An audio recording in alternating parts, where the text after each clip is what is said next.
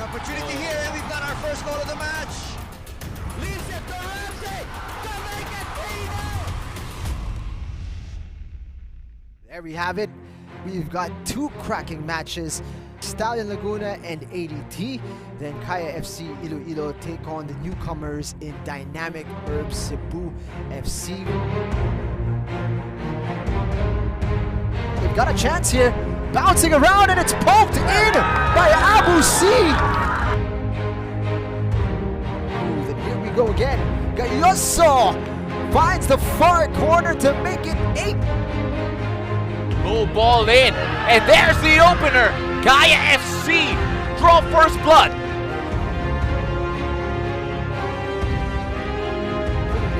Very good shift in midfield. Reyes now finds a 9th. He deserves a goal, Darren.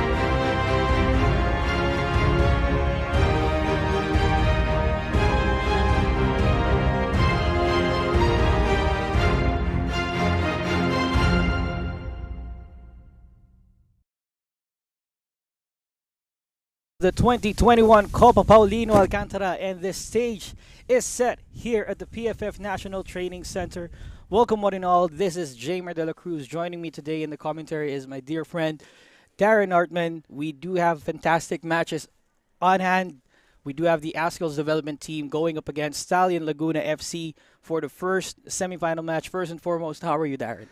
I'm doing fine, and this is what football's all about, really. Semi-finals. You don't want to lose a semi-final because you never know what can happen when you get into the final. So, I mean, two good teams, two different contrasts in terms of the way that they play. It's going to be a great game for everyone to watch.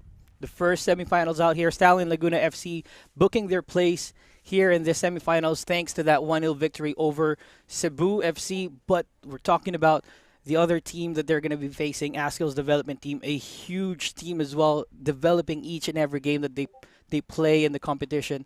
They even managed to score a huge scoreline against Mendiola FC 1991. How do you think they will fare up against each other as we look into the group standings? There we could confirm Stallion Laguna with that sole victory in Group A, whereas the Azkals development team winning their game against Mendiola FC 1991 in a great scoreline for them as well. Well, one team's coming to this semi-final on 90 minutes, a tough, hard-worked 1-0 against Cebu, and of course ADT are coming into this after that 9-0 victory against Minjola. So both will come in with confidence. Both had different routes getting to this stage, but these are going to be great semi-finals. And of course we still have Kaya FC, the undefeated Kaya FC, playing later on this evening. Now let's talk about Stallion Laguna FC. First place in Group A, winning 1-0 against Dynamic Herb Cebu FC. It was a cagey game between the two sides, but they just needed a goal in the 15th minute thanks to Abosi out here. How did that match pan out?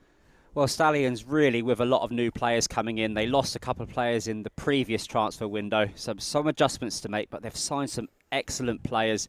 There was a lot of running off the ball. They were very direct, but that was enough to overcome Cebu. And of course, this man at the back, absolutely fantastic. Placito, who for me really just brings a little bit of stability.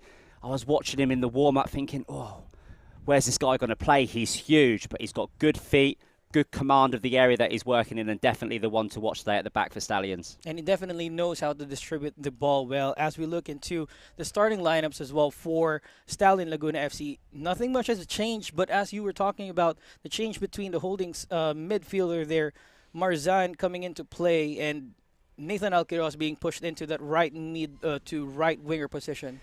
Well, we had to make adjustments in terms of personnel because of the sending off of Yannick Toisson in that really contested game against Cebu. So Alquiros going out to the right-hand side, and Marzan, who's had experience, was with ADT, so got some good training, good development last year, holding it together for Stallions in the middle. And the next thing that we're going to talk about, of course, the Young Guns. They came up blazing against Mendiola FC 1991 to book that place in the semifinals, losing 2-0 against Kaya FC Iloilo in the opener, but they still showed their finesse in that game. But talking about their win against Mendiola, it was just a landslide victory for them. Well, people were talking about where are the goals coming, when will the under-23 score, when will ADT score, and then all of a sudden, just a small change in formation, shifted a few personnel around, really suited them, and then against a Minjola that was slightly underprepared for the tempo of ADT, just came in, just really just opened up the floodgates. And of course, our man here, Harvey Gioso, banging in 5 goals. That's what a forward should do. He likes the ball in front of him. He likes to run. He was looking dangerous and smiles all round, and that's when he plays his best football. Whenever he's needed the most, he shows up, and what a way to show up with 5 goals in that game against Mendiola FC 1991. And I mean, he's really fantastic in that game, scoring 5 goals, scoring everywhere, scoring long range, scoring short range, even a header for himself. That's a great player that we're going to look into this game as we take a look as well into the starting lineups for the Azkals development team, a 3-4-1-2 formation there.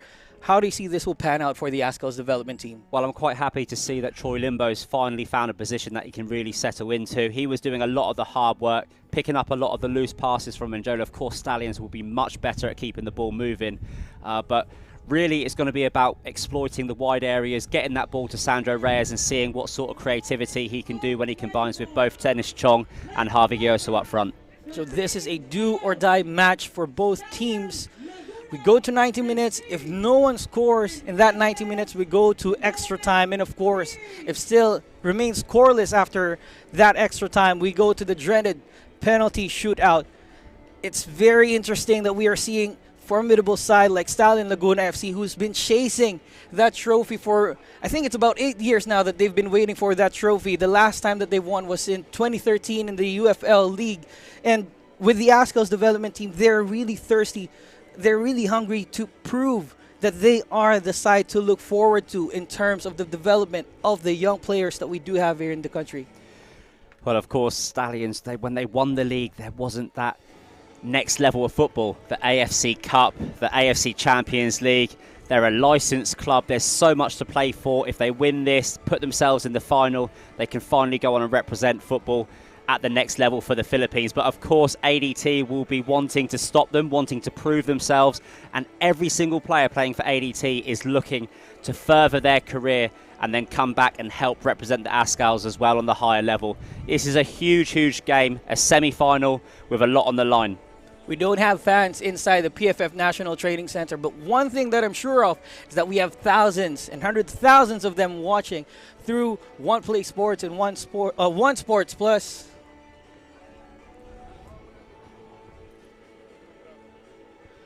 As I'm talking about, a lot of people will be watching this game from One Sports and One Sports Plus and their television, and also for those trying to catch the games on the go, they could watch it on the Philippines Football League Facebook and YouTube channel. They could also watch it on Puso Pilipinas, Smart Sports, Facebook and YouTube. A lot of avenue for them to be able to catch the games wherever you're just sitting inside the house or you're watching the games outside. So it's very fantastic that we do have here. May be a warning of rain out here, but that could make things interesting as well as the game progresses. But we're really up for a high-octane match for today. Yeah, and these are the moments that football players, really dream about. Just in that little huddle now, talking about how the first 5 minutes of this game, the first 10 minutes of this game are going to be so important. As we know, ADT are very quick from the starting whistle. And of course, Stallions themselves have been known to play a little bit direct at the start of the game. So edge of your seat stuff. This is going to be a very, very exciting next 5 to 10 minutes. Let's see how these two teams settle. I can't wait for them to just kick the ball in and just start the festivities here at the PFF National Training Center. Game 1 of the semifinals. Stallion Laguna FC starts the game for us here, playing from right to left, wearing that pink and black kits that they do have. The Azkals development team are expected to go on the quick counterattack and utilize that ball possession that they do have. As we talk about that, Oliver B.S. tries to send the ball forward to Harvey Gioso, but just too early for him to catch.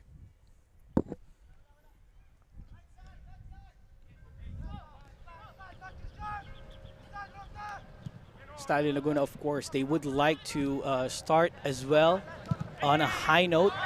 And we do have Abu C running down the right side here, being chased down by Custodio, who's just going to usher that ball out for a goal kick. And that's what Stallions like to do. They don't mind turning teams around. They've got the players up front that are willing to chase those balls down the channels. So we could feel like the Azkals development team won't rush things right now against a very tough Stallion Laguna side. They're going to control the possession, pass the ball around, and look for the open spaces. They're going to use the players that they have on the pitch right now. As we could see, Diano tries to send the ball forward. Sandro tries to chase for it, but that goes out for a throw-in.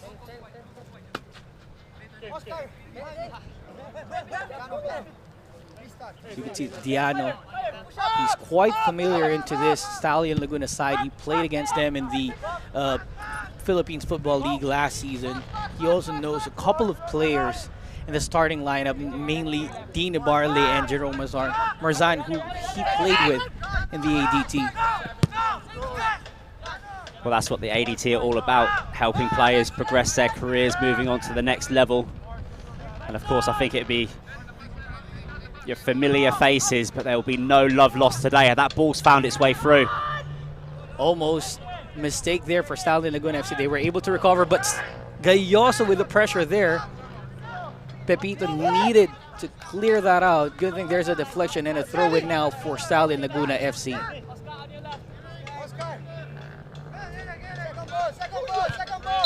Kekkonen with a push there. He's going to be called for a foul. But see, yeah, and Kekkonen's been having a great competition. Defensively, I think that Troy Limbo gives that little bit of aggression in there, and Kekkonen just gives that little bit of flair. He's able to get his head up, keep the ball rotating nice and quick, nice and sharp. But between them, they will have their hands full today, because Kim, who we saw in the last passage of play, is a fantastic football player. Very smart, strong, creates opportunities out of nothing, really. The Korean assassin who's been thirsty as well for competitive football. There's a foul there, but talking about Sumin Kim, who's been waiting for that opportunity to play again in the Philippines. The last time he played was with Davao Aguilas. Right now he's with Stallion Laguna FC. He's going to be lethal as he is, so we'll be expecting some goals for him as well in this game. But again, talking about the Azkals development team with Oscar Kekkonen pairing up right now with Sandro Reyes in the middle, they are the orchestrating figures of the Azkals development team in the middle. Yes, they are, and when they combine, they can create chances, like we saw against Minjola, but it's going to be a little bit more difficult today, especially with the way that Stallions look to be lining up. They're keeping two players high, and then Kim's almost got a free roll where he can drift into that false 9 or that 10 position, and I'm sure that if he gets on the ball in there, he's going to cause problems. Here's Marzana on the ball, tries to find Dina Barley here on the left side. Long pass to Belgira, but he's not going to get to it. First look at Dina Barley, formerly with the Azkals development team, now with the Stallion Laguna FC. Custodio played his collegiate football as a forward or as an attacker, but now playing as a defender.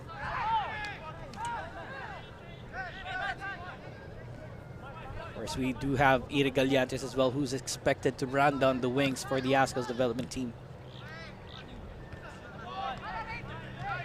Early exchanges there between Stallion and the ADT, but ADT emerges as the victor out there as they were able to clear the ball out. Here's Sandro now on the ball, trying to control the pace for the team, just easing things up for them. They're going to switch over to that left side of the pitch once again. There it is again, that long ball. Placito, big guy, just able to deflect that out. Sandro wasn't able to get to it. A foul against McDaniel as Sandro hits the deck. And I think some of the ADT players there just asking Bias just to settle down, doesn't need to keep probing the ball forwards.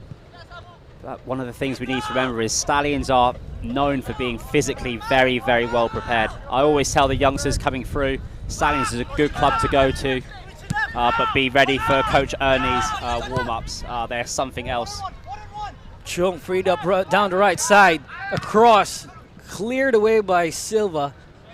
Barley for the chase, but that goes out for a throw-in. First real threat for the Azkals development team out there. Oli giving the ball to the right side for Dennis Chung to chase, and we know that Guy is really fast. He's going to get to that ball. Yeah, and that's what we talk about when we speak about contrasting formations. ADT with the 5 across the middle would be able to get the extra width.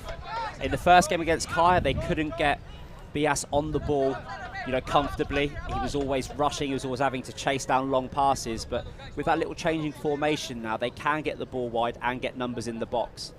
But of course, we spoke about it briefly at the start of the game. The Stallions pairing at the back is one of the strongest combinations I have seen for a very long time in Philippine football. Exactly right. Placito and Silva. Little tumble there. Guess the referee's okay.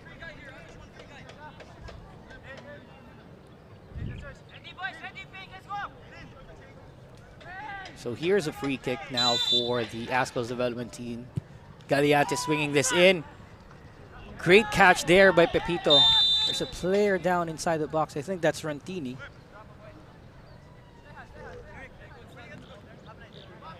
Might have been a little bit of a tussle inside the box, just trying to challenge for the ball.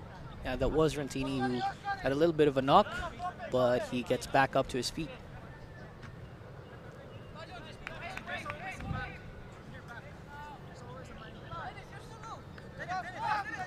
Play restarts here with Placito.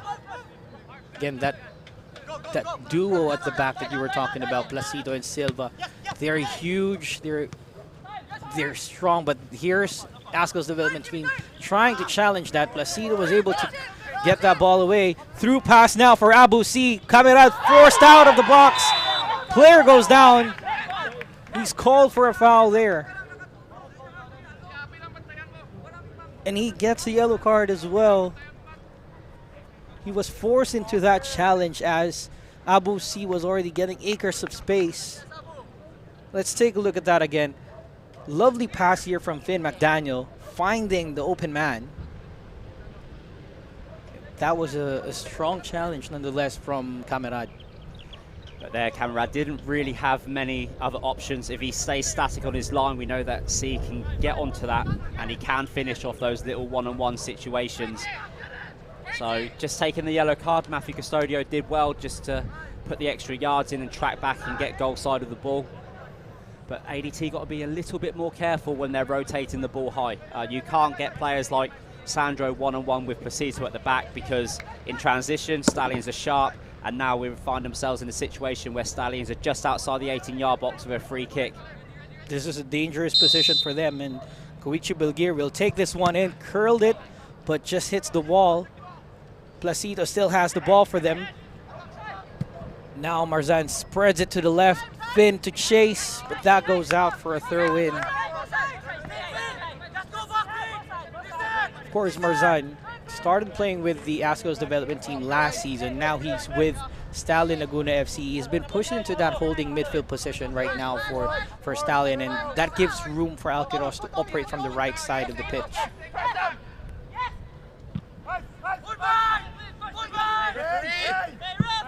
Reyes and Ibarle just tussling for the ball.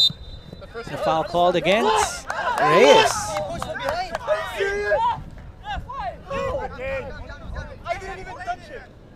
Reyes was quite surprised with that call, but nonetheless a free kick for Stallion Laguna FC. Well, if you're going to go out like Sandro Reyes did and announce himself to Philippine football with loads of assists in the last game, you're going to be a marked man. So he's just got to come in with the right mindset. It's going to be physical. I mean, know your history of the clubs as well. That's the way that Stallions have played. They're physical. They train hard, and then when they come to the games, they really leave everything out on the pitch. That's how Coach Ernie would not expect anything else than 100%. Coach Ernie knows how to squeeze out mentally and physically their opponents, to the point that whenever a team goes against Stallion Laguna FC, it will give them a bit of a hard time as well, despite them being youthful, being fast. Still, Coach Ernie Nieres knows how they could squeeze the best out of them. BS now tries to pass it to Kekkonen. Belgira on the ball. Tiano covering him well.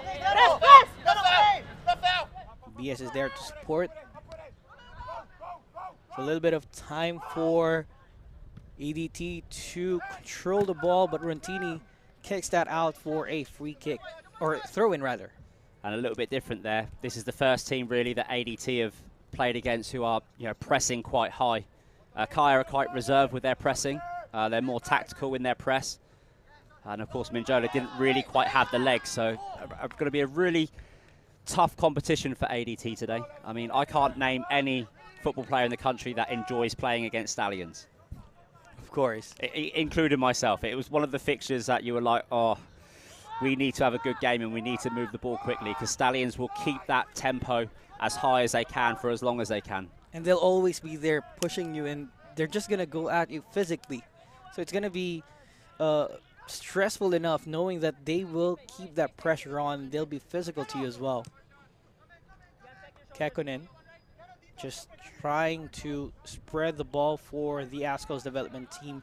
12 minutes into the game, still both teams level.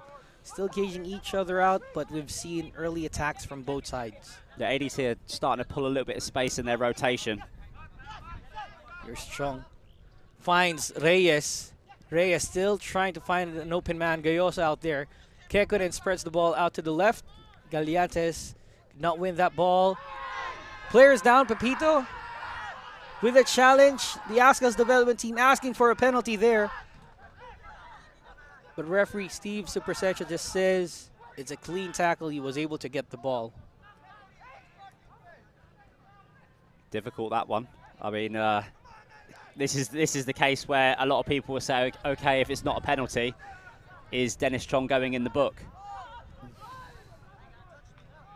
I think it's a little bit premeditated, to be fair, from Dennis. I think if he just takes the contact naturally, he might be getting the penalty there. Yeah. It's difficult to see. The referee might have said that he jumped, but I mean, he has jumped to avoid the collision. Stallion tried to go for it. I mean, that contact with Pepito could have been premeditated. That's why referee Steve just gave it as a goal kick for them.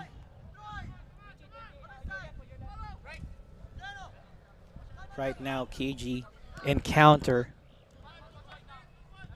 Still 0-0 for the Azkals development team and Stallion Laguna FC.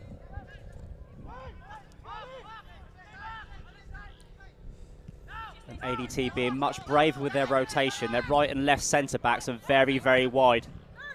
Sandro gets the ball in the middle. Limbo tries to round C, but wasn't able to get to it. Here's Kekkonen to Bias. Missed touch there. Belgiro was taken down, and that's going to be a free kick for Stallion Laguna FC. Good thing for the Azkals development team is that they were able to spread the ball out wide. They were able to get their players in the middle as well. But it's just the final ball that's lacking right now for them. Yeah, but Stallions playing with the 4-1 and then tucking in their wingers. It's very, very compact. So making it difficult for ADT to get into their flow. Chance for Stallion to go into the scoring, but defended well by the ADT, but they will go at it again. Lovely exchange of passes here. Belgiro with a through ball. C wasn't able to get to it, and Quincy Camarad is just alert to the possibility out there. Yeah, when games are, as you said, this cagey, for me, it's really down to the coaching staff have done their research and their tactics. And at the moment, both teams are really just, cancelling each other out, as you may say. That's true, Darren. You could even see that Sandro Reyes and even Kekkonen are being crowded by the men in pink right here. As you were able to see that, they were able to get the ball away from him. But it will stay right now for the Azkals development team. Down the back. Sandro Reyes not getting much time with the ball because he's being defended, but whenever he gets the ball, he's looking for that open man right away. Yeah, most of the work that Sandro's been doing, he's been working hard. He's been on the half turn, but every time he opens up, he's getting pressed. I can see Dennis Chong as well, just trying to show his feet. And in the Majola game, they were able to get it into Dennis Chong and then just nice little sets to Sandro, so he was already facing the goal. At the moment, it's not quite working for them. But, I mean, they're quality players. They're going to work out. They're going to adjust quickly. And the possession stats show that, you know, ADT are playing their game, but Stallions on the counter-attack have looked the more dangerous. Right. They're defending really well right now. That's why the ADT is getting 64% of the possession. But for the attacking side, Stallion has the better chances in this game. And to think, right now, Gayos is being marked by 1 or 2 players. That's why he's rarely getting the ball here in the first 16 minutes of the game. I think the questions that ADT need to be asking themselves at the moment is, you know, how many shots have we had? And that's something that I feel that they need to change. And Coach Ernie there in shot has got his tactics right and is keeping ADT at bay. Look now, here's Gayoso. Tries to let that ball for Galiantes. A strong challenge there by Silva. Got the ball first. They're on the clear. Abu C with the ball. Tries to find a teammate. Wriggling past Limbo. Poor touch there. Kekkonen retrieves the ball for the Azkals development team. Galiantes was asking for it down the left side. Has an option up front. Gayoso and Placito. Just brick wall in defense there. And that's where ADT were a little bit better against Munjola, because Harvey Gayoso was not having to break his stride. And there just Galiantes just hesitated just for a fraction of a second, and that stopped Harvey from, you know, opening his stride out and getting on the ball in full stride. So, I mean, it is a semi-final. And I mean, you make a mistake early on and your team goes 1-0 down, it can be difficult. But ADT, if they can just find that confidence in the final third, find a little bit more quality, I think they're going to start testing this Stallions back four. Now they have a chance here. Kekkonen with the corner. Headed out, and that's going to be a goal kick after a deflection on a player in white. Seems like not only Coach Ernie, but the rest of the Stallion Laguna FC have done their homework against the Azkals development team, marking every man that they need to mark, preventing them to make an impact in the first few minutes of the match. Interception there, Galiantes. Silva will try to keep that away. Counter-attack time for the men in pink. Abu C tries to get past 2 players out there. And now the Azkals development team have the ball. Galiantes to Reyes. Covered well by Abu C, and that's going to go out for a throw-in.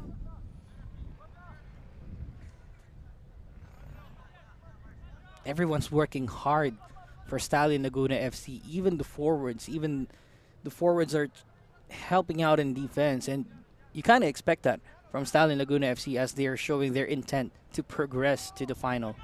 Well, I mean, it's old school in terms of, you know, you have to work hard and you have to earn the right to play football, but that's at every single level. I mean, it just happens that when 2 teams are, you know, equally capable, sometimes it does take more than 20 minutes for the game to start opening out. I mean, sometimes at the top level, games don't open out into the last 20 minutes of the whole game. So the fact that in the Philippines, considering, you know, our battles with COVID and, you know, the strict implementations that we follow to keep everyone safe in contact sports through the Games and Amusement Board, for me, like, the standard of football is outstanding. Like, considering that we haven't been on the pitch for such a long time, and if this is, you know, the restart of Philippine football, what a great place to restart from. I mean, these are 2 quality sides playing entertaining football. And you could even see and feel that they're just warming up. They're just really warming up in this competition. And we're already in the semifinals. People think that it's the semifinals, it's a big game for them. But with the restrictions that the Philippines have experienced because of COVID, you're just getting into their stride right now.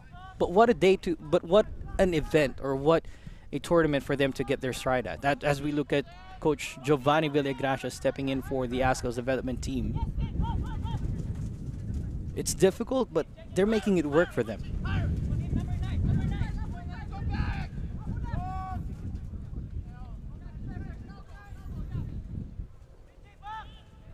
Both sides still just testing each other out, trying to see where they could find that open space.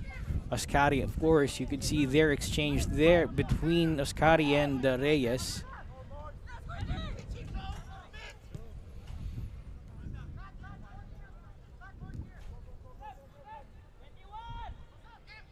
Pushing a little higher now up the pitch. Here's Gallantes. Sandro just trying to take it back. Miscommunication between Custodio and Limbo gives C. Speculative strike. And Camarad will just get to it. And again, Stallion stopping ADT from getting the ball into their high rotation.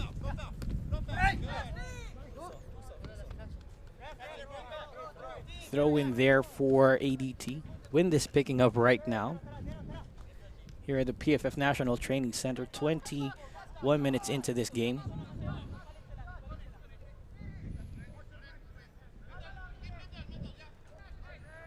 It's one of those things as well, with the age difference between the sides. I know there are some young players out there for Stallions as well, in fairness. But really, every time Stallions force ADT to play long, to play high and diagonal, Stallions are doing their job defending. They would fancy themselves in most 50-50s. Even normally, a centre-back is, 95 times out of 100 winning the aerial battle anyway. So when there's experience, age, weight and size involved, Stallions would fancy themselves when the ball's in the air. So ADT have got to be slick, they've got to move the ball, they've got to combine, their communication's got to be on point as well if they're going to break down this Stallions defensive unit. One thing that I've noticed right now, Darren, with Stallion Laguna FC, whenever the Azkals development team have the ball over that left side of the pitch, they just corral them with 2 or 3 players with the receiving player or the receiving player of that ball. As we could see, Gayoso looks up, finds himself onside there. Limbo now with the ball. Tries to find an open man who hears Diano. Ebarle with the deflection there. Still, the boys in white control possession here. Yeah, but both, for me, Sandro Reyes and Troy Limbo there have just missed an opportunity just to snap a shot off. Sometimes when you're dealing with a back four that's dropping very, very quickly, the best thing to do is to be a little bit more unpredictable.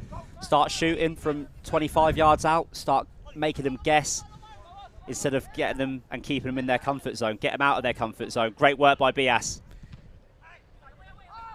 Silva alert there. Now, McDaniel with a chance for a counterattack. He's up against Diano, forced to make an error there. Yeah, I think that's one thing that ADT is lacking right now. They're quite predictable with how they're playing the ball work for them. They're not taking their chances. They're not even surprising or even making Pepito work right now. I think with the amount of ball possession that they have, it's okay that they're being patient. It's just the fact that they need to start thinking about the quality of their end products. Like when they get the ball wide now, are they getting in the box? How's the numbers in the box? And then they can start building from there. Gallantes, plenty of options inside, but he's crowded well there. Nieras. That ball's going to go out. Yeah, you see, you take that as an outcome. 1v1 in the corner. Couldn't get the ball off quickly, but managed to win his side a corner. So you take that as a positive outcome from that build-up. But really, it's all about mindset now for ADT. Every time they get the ball, what's their mindset? Number one, can we keep it? Great, they're doing it. But next is, can we get an end product? Is there a through pass? Is there a cross? Or is there a shot?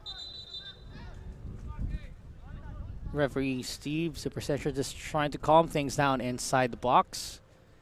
But like what you said, they're just trying to get those outcomes for them. And now one for the playbooks. Corner for the ADT. Placito gets that out. Sandro Reyes with a chance and a strike with his weak foot. Just goes out. A deflection there for a corner. Yeah, but that's how you win games. You keep on producing those end products. And yes, it's not gone on target, but you're asking questions of Stallions, and that's what they need to be doing. Here's the opportunity for Sandro. There was a deflection there, but that's what we were looking for. Just for them to challenge the keeper, challenge the back line to just surprise them with a shot or two.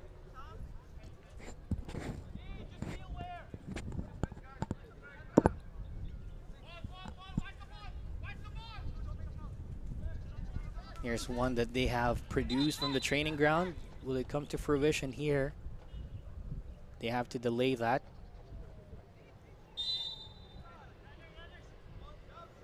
Loads of players there. Headed away by Kim once again for corner for the ADT.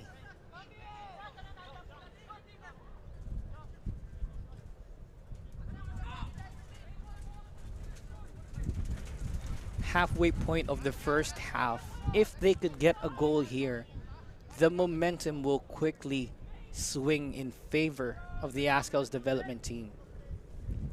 Gallantes with the delivery. Punched away by Pepito. Another chance cleared out. Only as far as Dennis Chung. First touch not that good. He was able to get that ball. Now they leave it for Bias. Gallantes down the right side. Through pass looking for Gayoso. That pass was quite strong.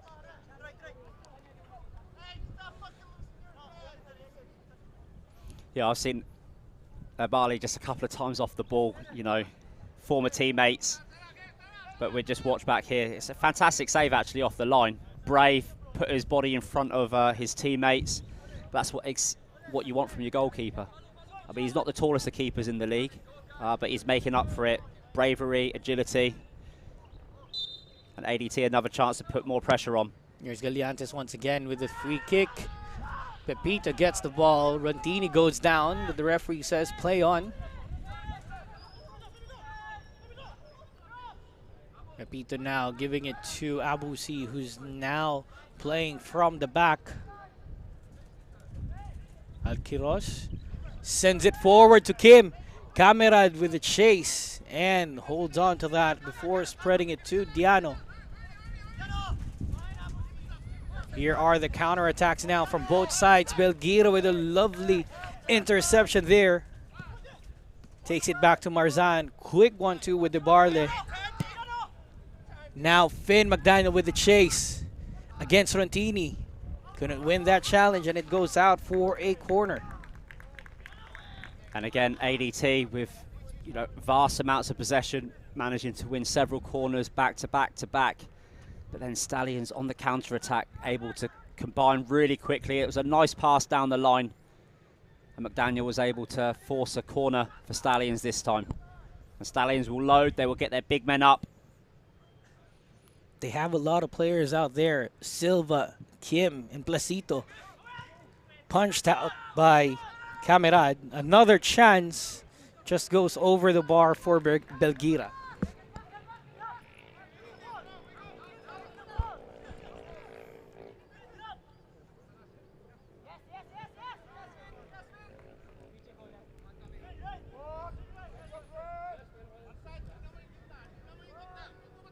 Custodio will get to the ball again. You could see Stallion just pressing them on, forcing them to commit mistakes.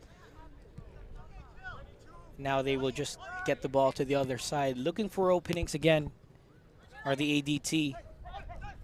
Great find there. Limbo in the middle, crowded by two players. Evades.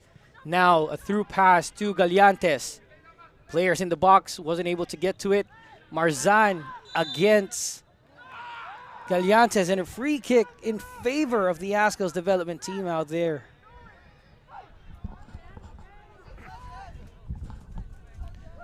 Referee Steve Supersentia saying that there is a foul at the edge of the box. A dangerous spot to concede a free kick here. Let's take a look at that again. Gallantes against Nieras. Is taken down at the edge of the box. Well, in the build-up, it was really good feet from Troy Limbo just to, you know, open his body up, and he saw the run of Gallantes. I thought he could have cracked a shot off on his weaker foot, yes. But I think there, when the ball was just pushed past by Gallantes, perhaps obstruction, edge of the box maybe. Let's see how they will play this out. Kekkonen will take the free kick. Custodio's asking for it down the right side. C clears it out. Diano takes a strike. There's a deflection and it's out for a corner. And that's really where, I mean, for those of you who are real football fans, you know about total football, how it you know, from Holland and Ajax, but Diano's played in lots of positions, so he's comfortable when he's up there. There's a good strike as well. Here they go again. Rontini heads it in. Cleared out. Who will win the aerial battle here? Galliantes wins it for the ADT. Kekkonen gets to the ball. Reyes asking for it to free them up here at the middle.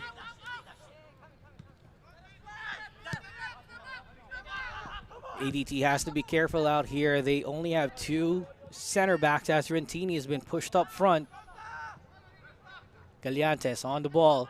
Through pass to Kekkonen, covered well by Nieras. Still inside Stallion's side. And it goes out for a throw-in. Now some time for Rontini to go back. Here's Kekkonen on your screen. Barely lost the ball in the entire competition. But he's being challenged now by Stallion. C goes past Limbo, but his touch just pushes the ball out for a throw-in. Abusi, of course, scoring in that game against Dynamic Herb Cebu FC. Looking to get into the score sheet again. Placito clears it out. Kim makes sure that goes out, but here they go again. Yeah, and Kim's been quiet in the build-up play today. He was on the ball a lot more against Cebu. Limbo gets to it. Foul called by the referee. ADT will try to play quick, but they're asked to play it back.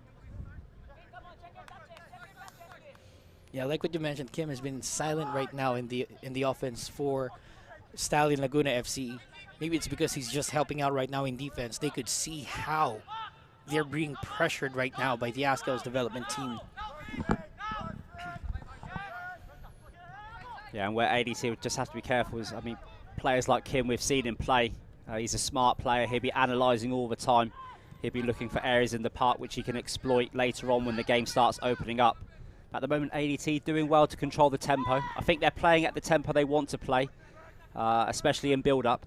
Perhaps in the final third, you know, getting slowed down a little bit. But, I mean, that's football at this level. They've just got to be persistent. They've got to work out where they can combine and where they can start pulling apart this very organised back four of Stallions. And it seems like they're saving a little bit of energy towards the final 20 or 30 minutes of the match, as they know that Stallion is getting physical, and they could feel that right now.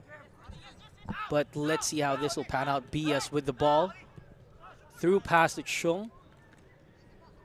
Too strong for him to chase, and that'll go out for a goal kick.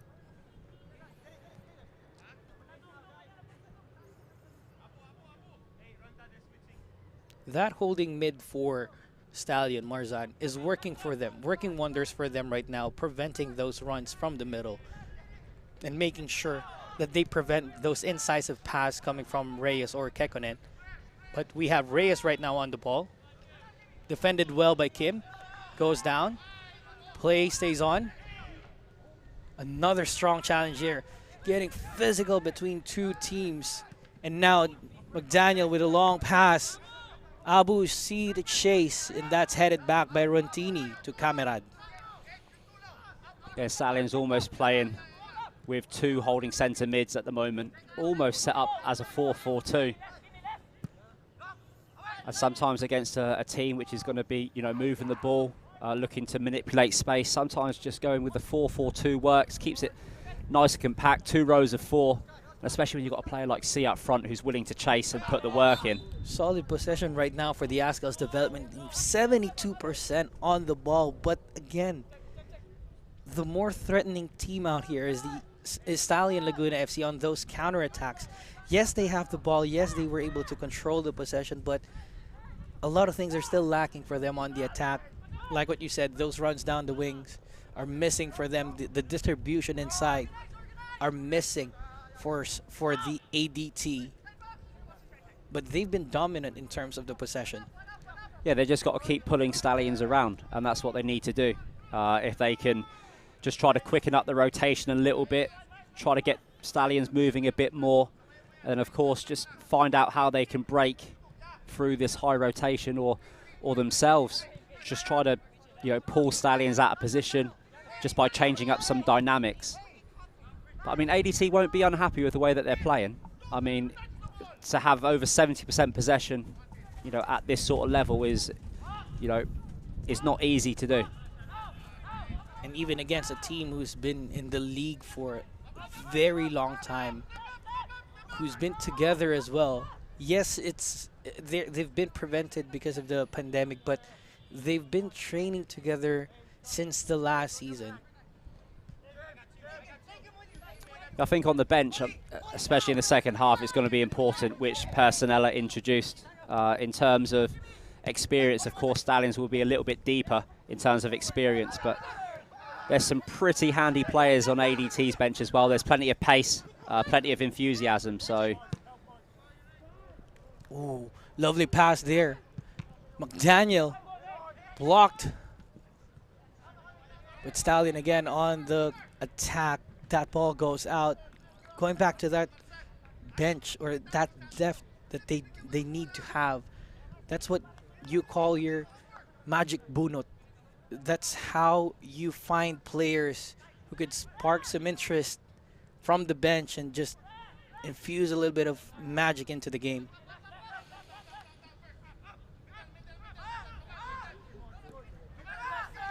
BS now. Showing on the run. Through ball. Placito covering him. Strong challenge there from Placito. You shall not pass, says Placito, just smiling after he was able to cover Dennis Chung.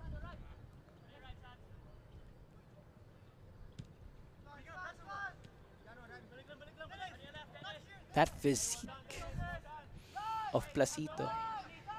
Big guy at the back. It will give nightmares to players like Shung running down the wings if you could see Placito just chasing you down. Yeah, of course. And I mean, in that case, BS, he's made a decision. He's put a nicely weighted pass through, but ideally what ADT needs to do is look to combine in and around Placito. You don't want to get involved physically, but of course in the counter-attack, that's why it's a counter-attack. Sometimes the numbers aren't going to favour you. So again, ADT able to keep the ball for them. Here's Galiantes now against Nieras, still with the ball, now cleared away by Stallion. BS will get to the ball once again. Diano trying to find the open spaces again for them. Just about 5 or 6 minutes remaining in this first half. Still scoreless. Well, ADT are doing such a good job at keeping the ball moving. I mean, at one point there, they had every single player in Stallion's half.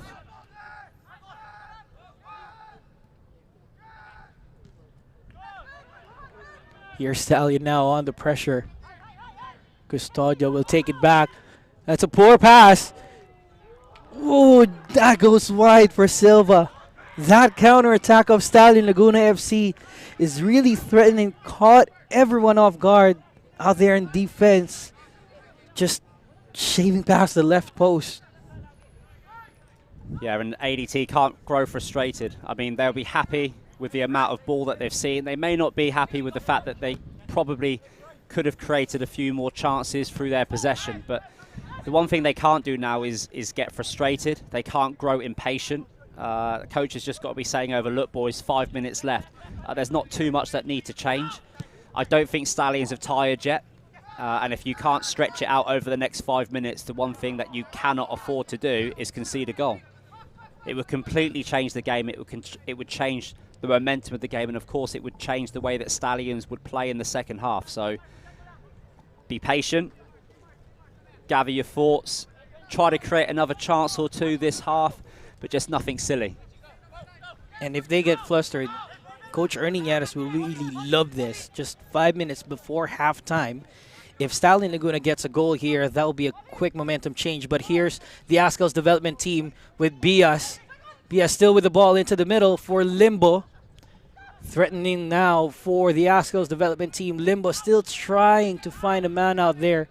Galiantes with the ball. And the game slows down again for the Azkals development team. They got the ball. They had the chance on a counter. But they took too much time to get one in.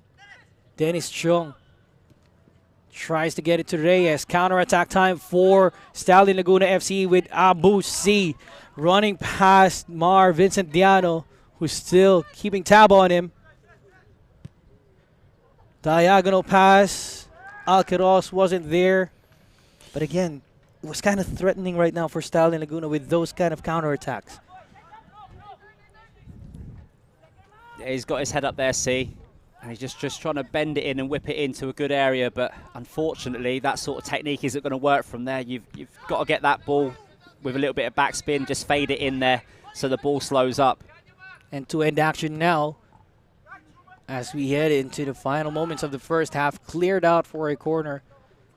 But again, Stallion Laguna FC, they know how to catch the Azkals development team on the counter-attack. It's just the final ball is not there for them.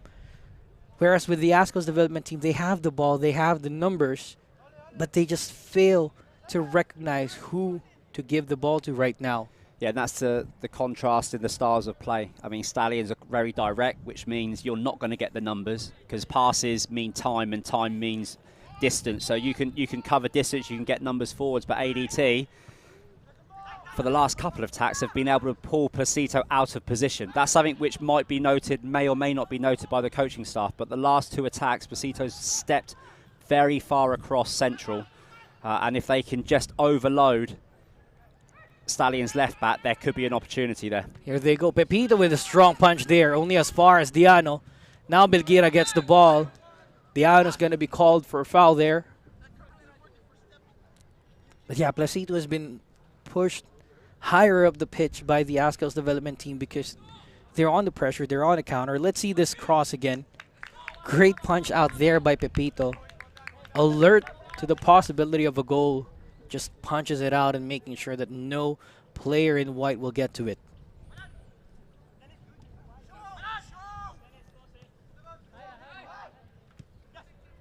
Placito exchanging with Kim. And a long pass. McDaniel wasn't ready for it.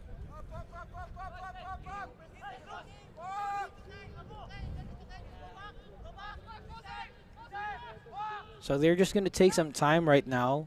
Head into the break level.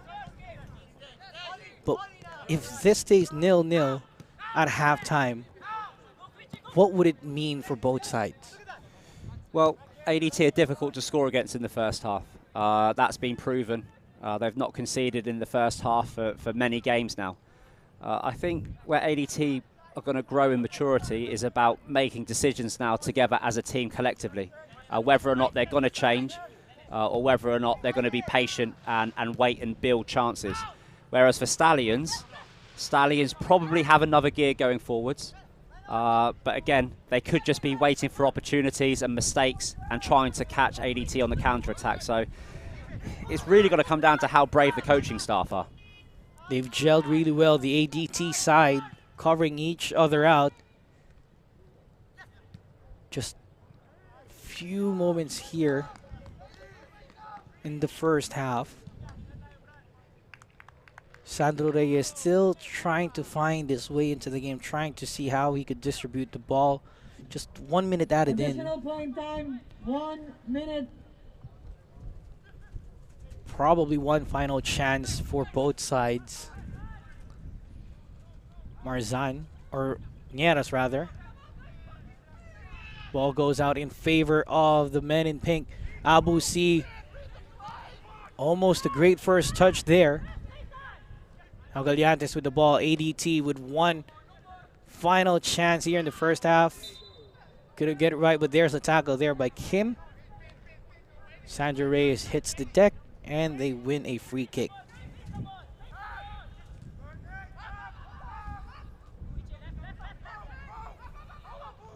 Pressure now Finn McDaniel pressuring Rantini, but he won't be shaken. Oli now down that right side, tries to wriggle past. Belgira forced to take it back to Limbo, switching it now to the left for Reyes to operate. And that's halftime. Ended as we started. Stallion Laguna FC holding the Azkals development team to a 0-0 here in the first half. Placito doing well in defense, making sure that they prevent any threat coming from the Azkals development team, whereas Quincy Camarad alert to all the possibilities, making sure that he keeps the scoreline at level 0-0 here in the first half. Let's take a look into the highlights of the first half out here. Free kick. Koichi Belgira known for his free kick prowess, but only hits the wall out here. And then chances coming from the Azkals development team. Pepito is doing a great job as well for Stallion. Abu C tries a long shot there. One for the playbooks. Kim knows how to keep that out. And still level here in the first half with Stallion Laguna FC 0. Azkals development team 0. We'll go back. Stay with us. Team, 0. We thank you.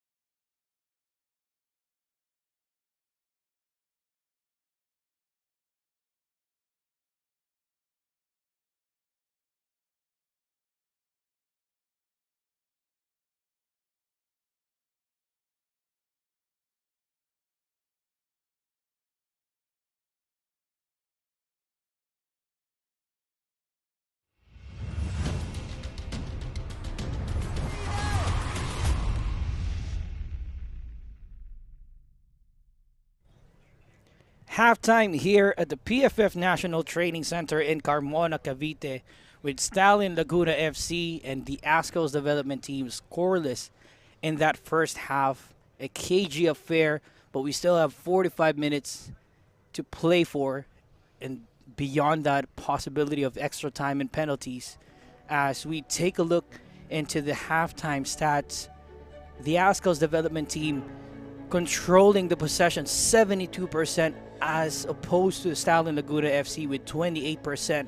But like what we are talking about, the number of shots in favor of Stallion Laguna FC, they're not getting it on target, but they were able to pull off 4 shots out there despite having minimal time with the ball. Yeah, and going into this second half, that's something that both sides need to be aware of. Stallions might be able to afford to be patient, wait for those opportunities to try to catch ADT on the counter-attack if it's playing off. 4 shots in one half, is that enough? Maybe. Can you score a counter-attack against a team like ADT? Again, that's another maybe. I don't think they could score 2 goals in that fashion.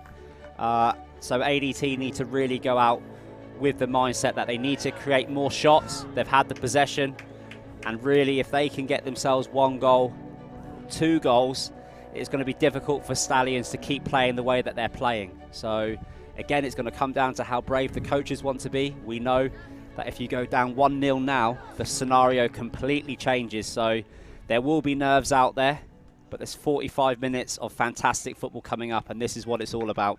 The Azkals development team playing the same lineup here in the second half, but with Stallion Laguna FC.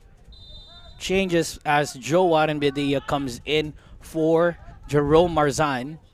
And now the second half for the Azkals development team, playing now from right to left. They will look to go on a quick counter out here as Harvey Gayoso down that left side finds Chong, but cleared away by Placito. Chance for Stallion Laguna FC. Quick action here in the second half. McDaniel on the ball. Looking for Abu C. Rontini will not make any mistake of that and clears it out for a throw-in. Replaced by player number 24, Joe Bedia. Confirmation of the change there. So Marzan replacing, or Bedia rather, replacing Marzan out there.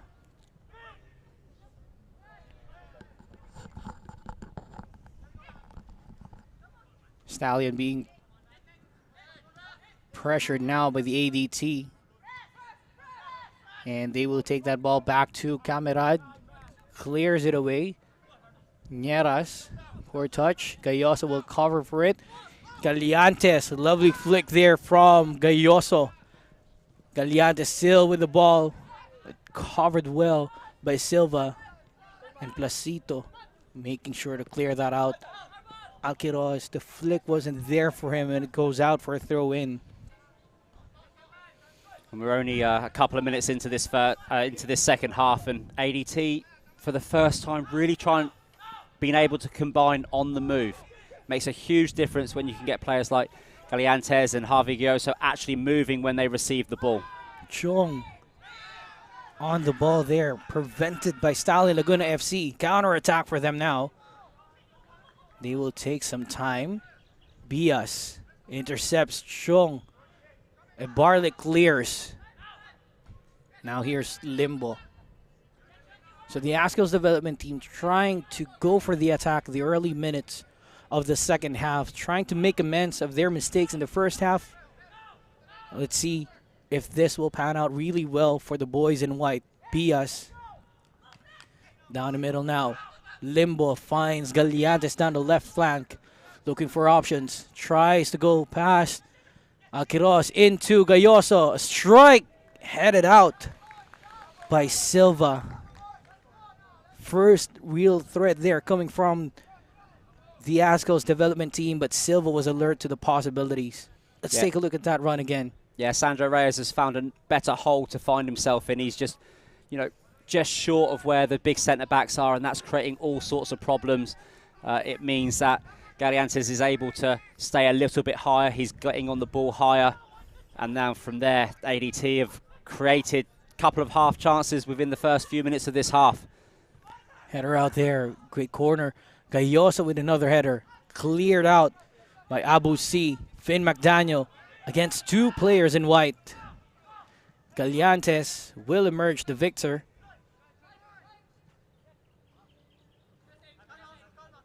Kekkonen will now control that ball. And here they go, long pass to Gayoso. Wasn't able to get the first touch. Tries to take a strike from there, but the ball goes out for a goal kick. Yeah, it's a good pass from Rontini. Just lifting it into the path there of the 5-man Harvey Gayoso. He's been kept quiet today, but I mean, at the start of this second half, he looks as if he's able to link up a little bit better with the men in behind him. Meanwhile, here's a chance for Stallion Laguna FC control the ball. Kim defended well by Gayoso. Here's Limbo now to Reyes. Twisting and turning past Belgira. Kekkonen now on the ball. Switches the play to the right side of the pitch. Bias against Ibarle. Here's Chong. Through pass for Bias. Pepito was there. And now the Azkals development team making use of that option that they have down the right flank with Bias coming up top now.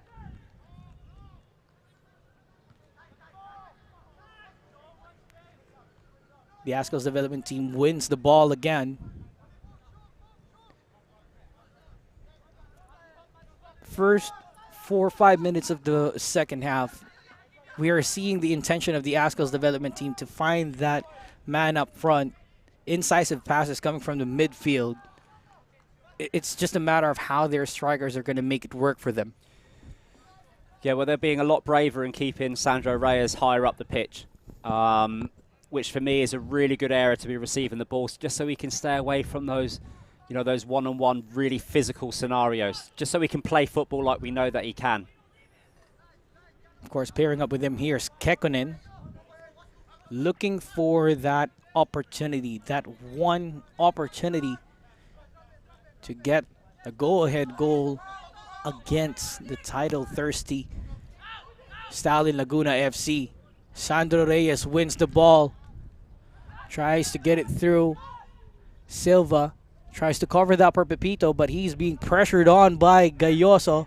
A tackle there, foul against Gayoso, and Silva wins a free kick.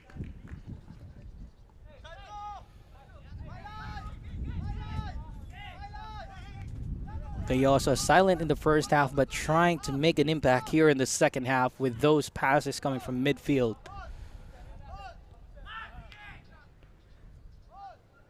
But they still have to figure out how they could break this pairing of Placito and Silva. Stallion Laguna goes for the long ball here. Bedia, great control. Tries to find a teammate. Ibarle through pass for McDaniel. Great defending there by Rontini. ADT gets the ball in their own half. Need to clear that away, and so does Rontini. Alquiros now. A chance for Stallion Laguna FC. Just hits the side netting, but there is a deflection, and it's out for a corner. And that's what we're talking about when we say snapshots. That's a chance from nothing there from Stallions. And now Nathan Alquiros with the strike from just outside of the box. Found the ADT goalkeeper fully stretched, but forces his side a corner. So the Azkals development team had a chance the first 5 minutes. Now Stallion Laguna FC with a corner after that chance from Alquiros. Here's the corner sent in. Placito! Goal for Stallion Laguna FC! Placito heads it in. And that man puts Stallion Laguna FC ahead of the youthful Azkals development team.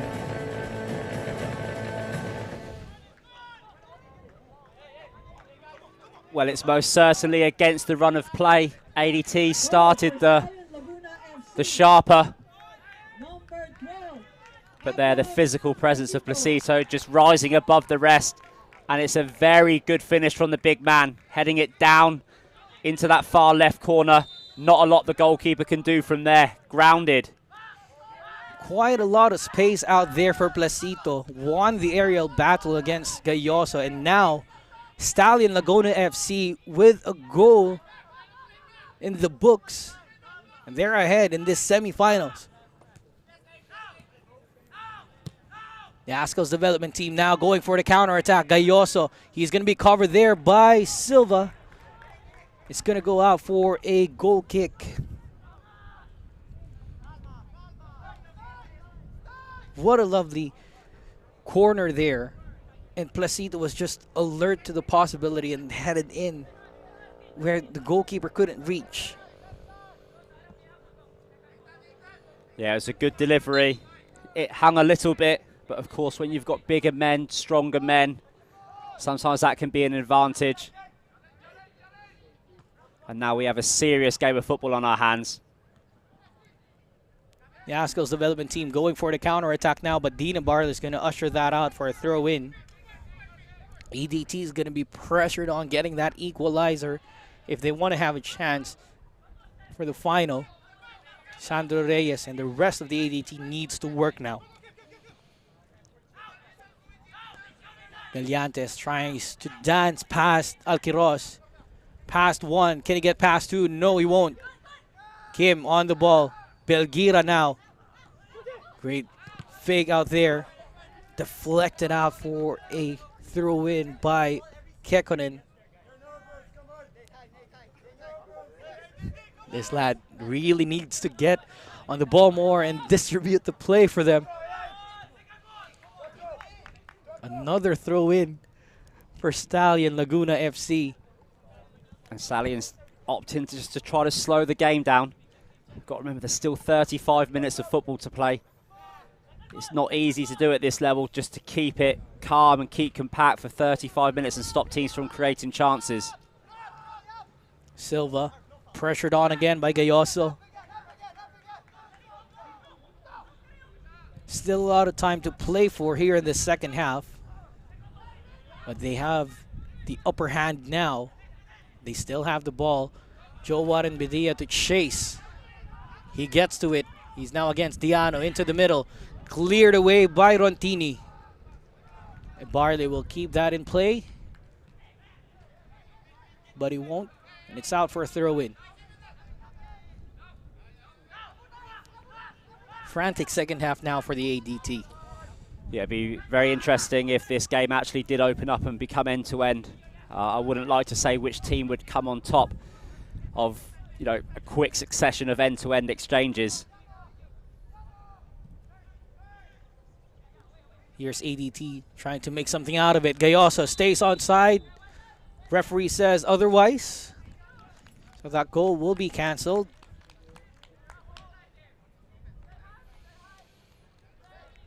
A step early. Let's see this one again. Diano tries to spread it out wide to Chung. Found the man, but he was just offside there.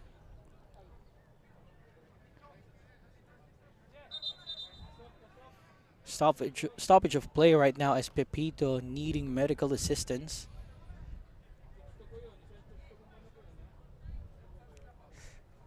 That's quite painful.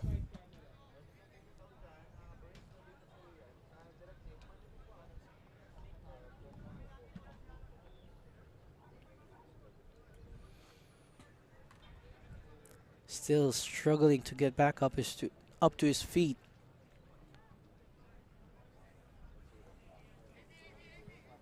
Might have pulled the hamstring there. No, he's holding on to his groin.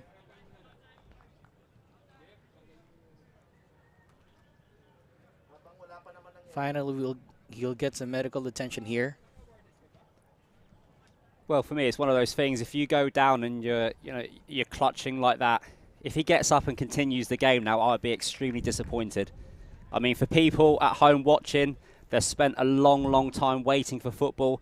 FIFA have had loads of campaigns to try to get at least 60 minutes of action in a game.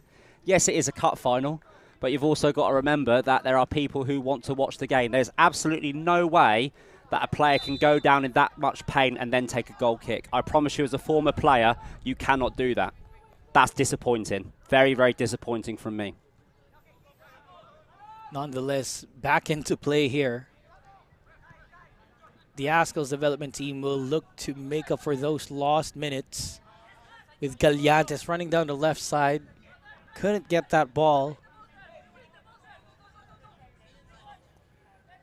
It's quite early to take some time off the clock there for Pepito, but I just hope it's not a serious injury for him. For me, if he's taken that goal kick, it's just unprofessional. I mean, it's something which is picked up. Kids watch it now. Kids do it in the future. A new generation of goalkeepers that don't want to stand up and play the game. It's very interesting. Azkals development team goes for the quick free kick there. And Pepito will take some time, asking for Gayoso to come for it. Throws it out now for Silva.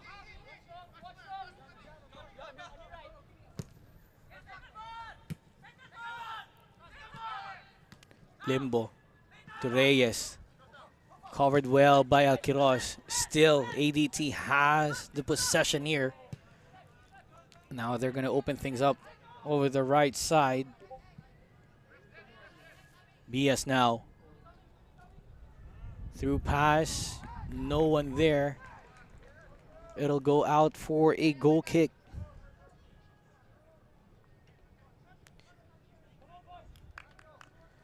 Placito once again making amends at the back.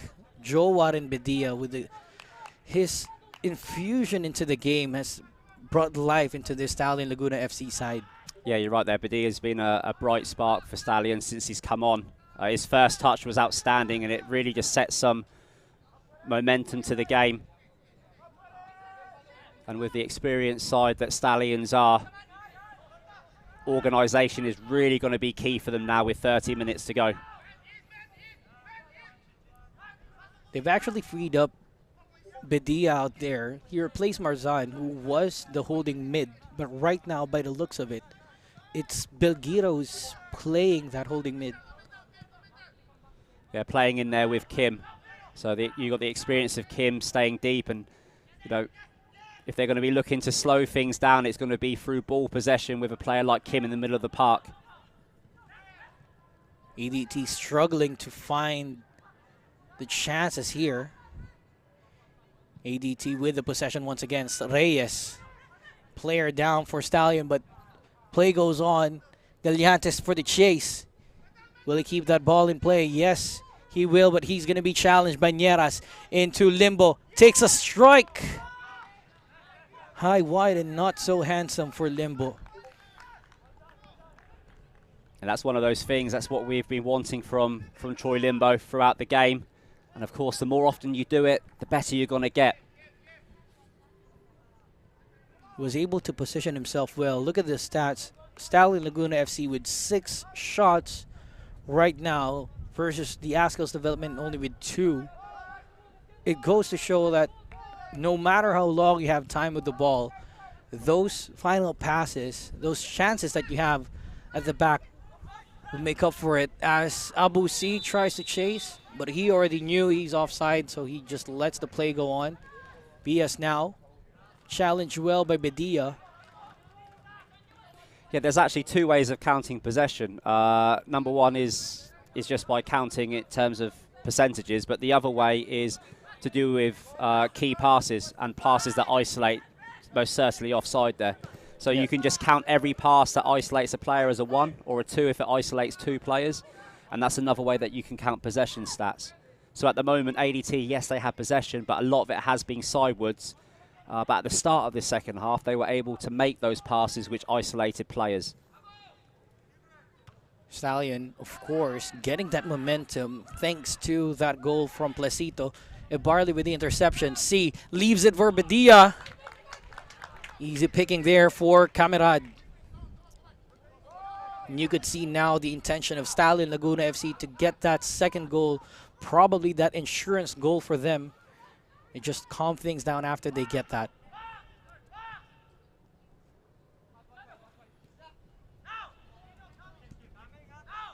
Gallantes again here on the left flank, tries to find Gayoso.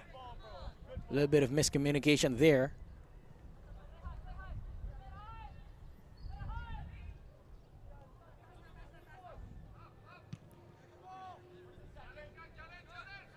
Short clearance here from Pepito. Gives it to Gallantes now. Gayoso in for the chase against Silva. Nieras clears it for Alquiros. Alquiros now making use of that space down the right side against Limbo. Limbo wins it. And now time for the Azkals development team to reorganize and trying to find a hole in this Stallion Laguna defense.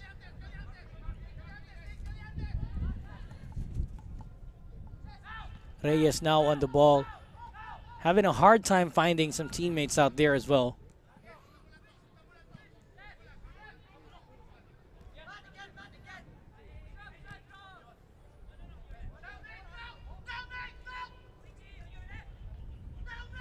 Gallantes with a cross. No one there. Ibarlik clears it. Rantini tries to head it away. Only as far as Alquiros. He's looking for options now. Kim gets to the ball. Puts it back out for Nieras.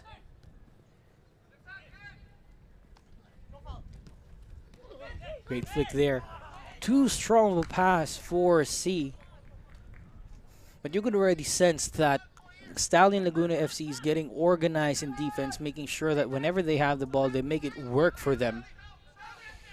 Yeah, they're doing a good job keeping it. It's compact, but they also have that freedom when they do get possession. I think Alquiros on the right-hand side looks a lot more comfortable than he did in the last game.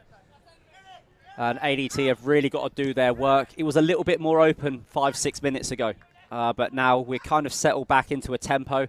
ADT are trying to probe, trying to get the ball forwards, and of course trying to create chances. They'll have to dig deep now as they are a goal down. And again, interception there for Stallion Laguna FC. Abu C with the through pass to Joe Warambedia down that left side. He's going to find a teammate inside. Alquiros will get that there. Into C, intercepted by Diano. And now a chance for the Azkals development team to calm things down and find the opening. But what a lovely run there from Joe Warambedia. He's freed up down that left side once again. Yeah, great run from Badia, and of course Alquiros making the yards as well. Found himself in space on that far post, but the game is going to get stretched from time to time. I mean, Stallions would love that second goal, make it very difficult for ADT. But all the time it's only 1-0, and there is the possibilities of extra time. I mean, ADT will be pushing, and they do through Dennis Chong. It's a great ball in! Header! Gayoso levels the game! The man himself, the team captain, levels the scoreline here at the 66th minute. Gives ADT the chance and pulls one back. Game on now here at the PFF National Training Center.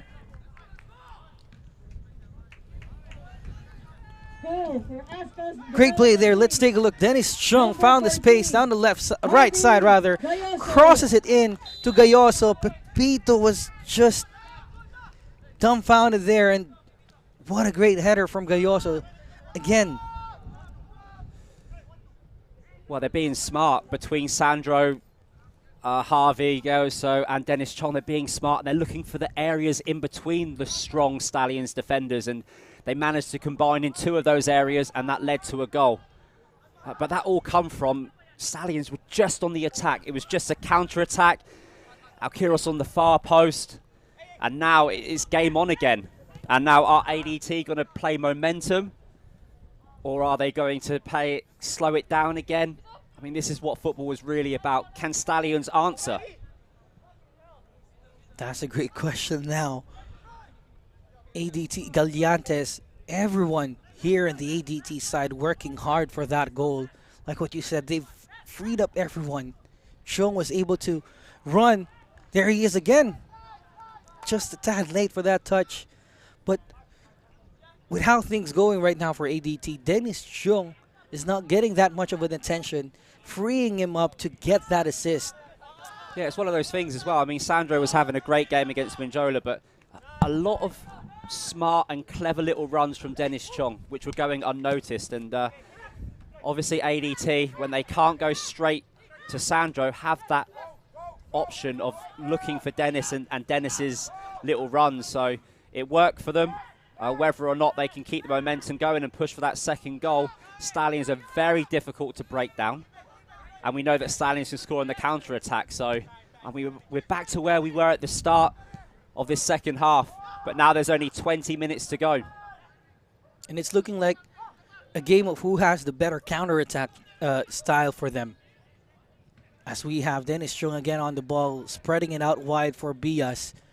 Short cross there, intercepted by Placito, but he's being pressured by Gayoso. Gayoso against the huge figure of Placito, just making him work there.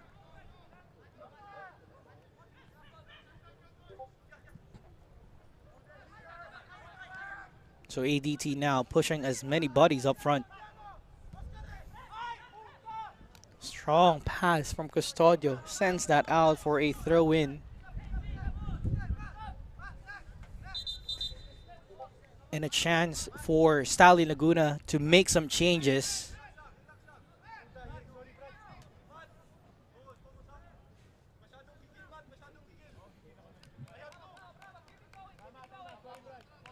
Substitution, Stallion Laguna. So here's the FC, substitution for player Stallion number Laguna 2, FC. Dean Darwin Ebarle, Regala replaced coming in by and player number 18, replacing Darwin Dean Regala. Ebarle, who had a great game so far. Let's see how Regala will step into his shoes. I think it's going to be a substitution just to get a little bit more experience to the left side of Stallions, where Dennis Chong and Bias have been trying to overload. That's a very, very important tackle there by Kikkonen, but Stallions has still got the ball and building up down that left-hand side. With that substitution, you could see Stallion Laguna FC will be banking on the communication and the experience that they have. McDaniel, here's Bedia. C tries to get to the ball. Here he goes now, passing it to Bedia. Takes a strike. That will not count as a goal as he's judged offside. Yeah, and it's 1-1 on the scoreboard. There's also 1-1 in terms of goals that have been disallowed for being offside. Let's see this one again. C with the ball. It was a close one. He just needed to check. I know it's easy to say from here. He just needed to check, just needed to get something level with one of the defenders. And ADT emerged with the wake-up call that Stallions on the counter-attack can be lethal. They will try to go for their own counter-attack here as Dennis Chong with the ball, trying to dance past Kim. Through pass now for Reyes, who's been pushed up towards the right. Placito helping out. And the ball goes for a throw-in. It's nice to see that people at home are enjoying the game as well. Steve Burrell, former teammate of mine from Nomads, enjoying the game. Fantastic player in his day. Fantastic. A lot of fans watching at home, of course. Due to the pandemic, they're prevented to watch live. But thank you so much for tuning in. My dear friend Jelum Medina as well watching. Thank you. And of course, my family. Our families are watching us work or hearing us work right now.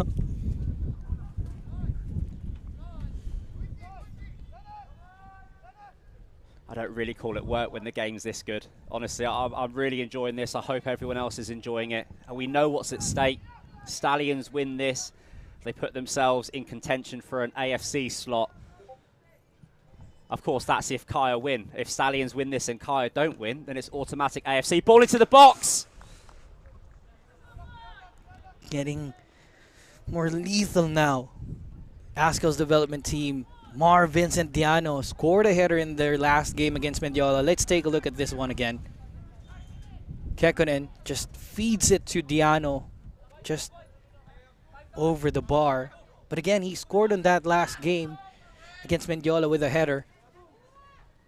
Check that now as Abu C running down the right side against Custodio. Slowing things down. Here's Pelgira. Could not get that through to C. Gayoso. 1-2 pass with Reyes. ADT looking to swing the ball over the right side as Stallion Laguna FC tries to reorganize their defense. Yeah, and again, ADT now just not able to get the ball forwards as quickly as they would like. Stallions very organised, dropping their lines really quickly. And it's going to come down to whether or not the younger side, ADT, can find that game experience to break down Stallions. Stallions have the experience, but ADT have the pace. Crossing it in, Pepito gets to it.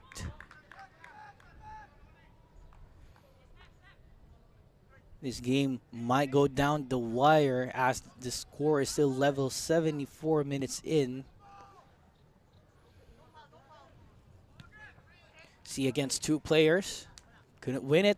Kekkonen gets to the ball. Limbo finds Gayoso. He lets that go as he's offside. Yeah, he just drifted in from an offside position there. And we're slowly coming to that 15-minute mark. And of course, for those of you who've been following the games, most kickoffs have been at 7:30, but of course, the time adjustment for the later game, just in case we have the scenario where this game would go into extra time.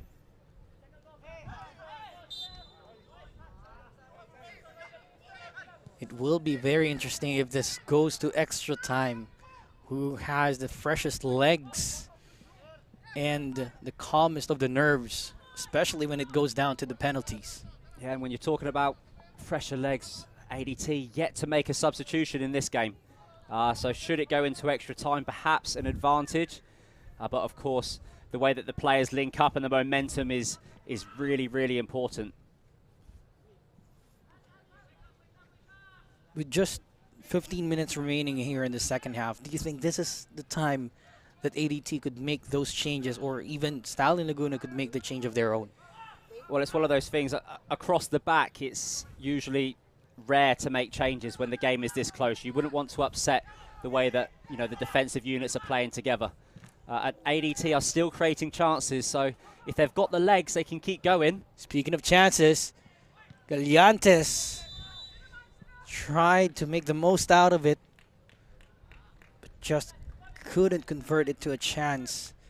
Silva is a strong figure at the back, covering Gallantes when he gets past Regalo or even any defenders there. Placito, even with a goal to his name, working so hard at the back as well. And that organization of Stallion Laguna FC is keeping them level with the Azkals development team.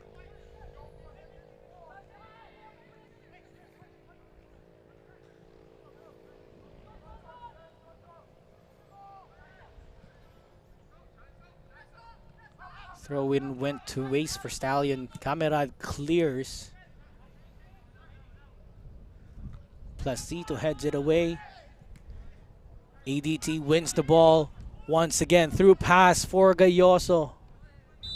But he's going to be judged offside once again. Yeah, that's where Harvey's just got to be a little bit sharper. He does like the ball moving, especially when he's in stride. But the Stallions back four are a very good unit. Two experienced centre-backs that have played together before.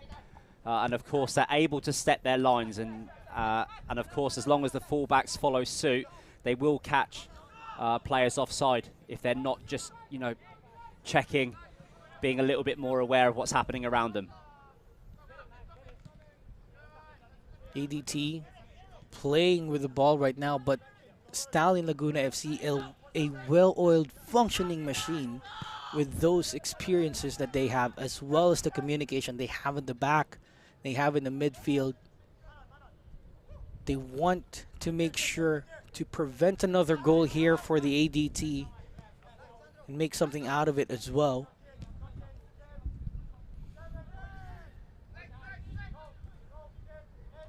Chong now on the ball against Belgira. Reyes flicks it back to Rontini. Pias once again on the ball. Reyes leaves it for Custodio. Now trying to open things up. Gallantes once again. That through ball to Reyes. Kim clears it out for a corner. That's interesting in that passage of play. That Stallions were a little bit more aggressive, pressing high. Perhaps they feel that they've got the legs to try to, you know, win the ball, create something against the run of play, and ADT just piling on the stats there. You can see this is their 8th corner of the game. And of course, we've already seen Stallions convert from a corner at the start of this half. Will ADT be able to do the same? They have the personnel to do that with Gayoso, Rontini, and Diano inside. Even Custodio. Here's a pass towards the back. Another corner. That's 9th, I believe, for the ADT. See this one again from Kekkonen. Trying to find someone from that far post. Well defended by Stallion. And that seems to be Diano's area there. Far post. Let's see where they put this one. Here's another quarter. Placito heads it away. Gayoso with a volleyed strike. Too much power goes out for a goal kick. And I've seen Harvey score from there. Just didn't quite get his timing right. He was given the chance but hesitated the first time because he's covered there. But when he pulled the trigger, just too much power on it. Here's a long ball now. Looking for anyone inside. Bedia. Kekkonen challenge. Here's C. Left-footed strike. Straight to the arms of Kekkonen, or Kamerad rather.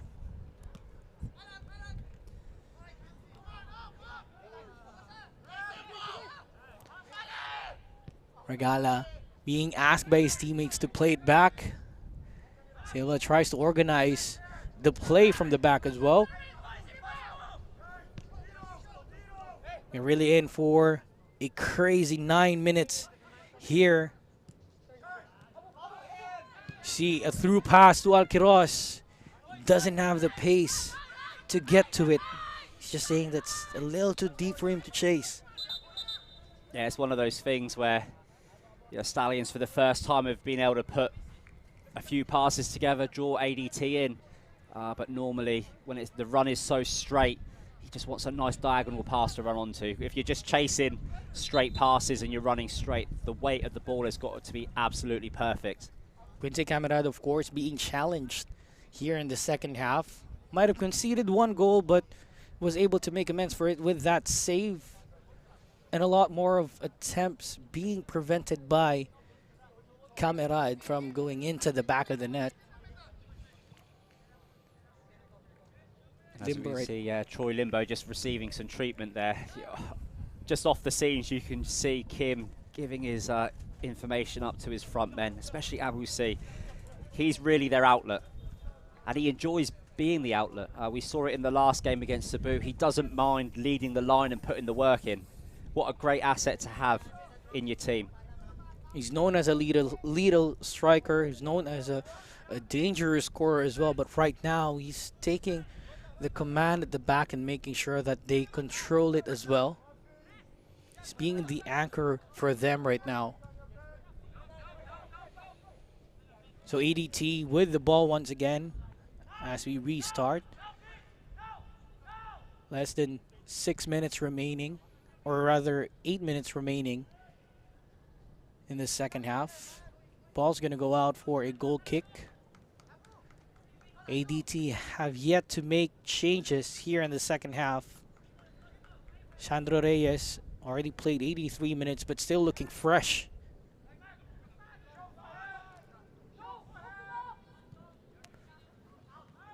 McDaniel. Long forward pass to Badia. Options now inside the box. Crosses it to C. Heads it in. Camarade says no entry. You could see Camarade now getting more of the ball, being challenged a little bit more by Stallion Laguna FC. They've stretched him already in the second half. But they've still yet to get that go-ahead goal as Sandro Reyes gets the ball forward for Harvey Gayoso. Silva to chase. He trips on his own, but he's in quite some pain there. So they're going to put the ball out for Gayoso to have some attention there. Yeah, and that was two good attacks. One from Stallions where they were able to get 3 against 4. I mean, at this stage in the game, that's odds that you would like. And then in that attack there, just before you see Harvey, you don't like to see players pull up away from the ball.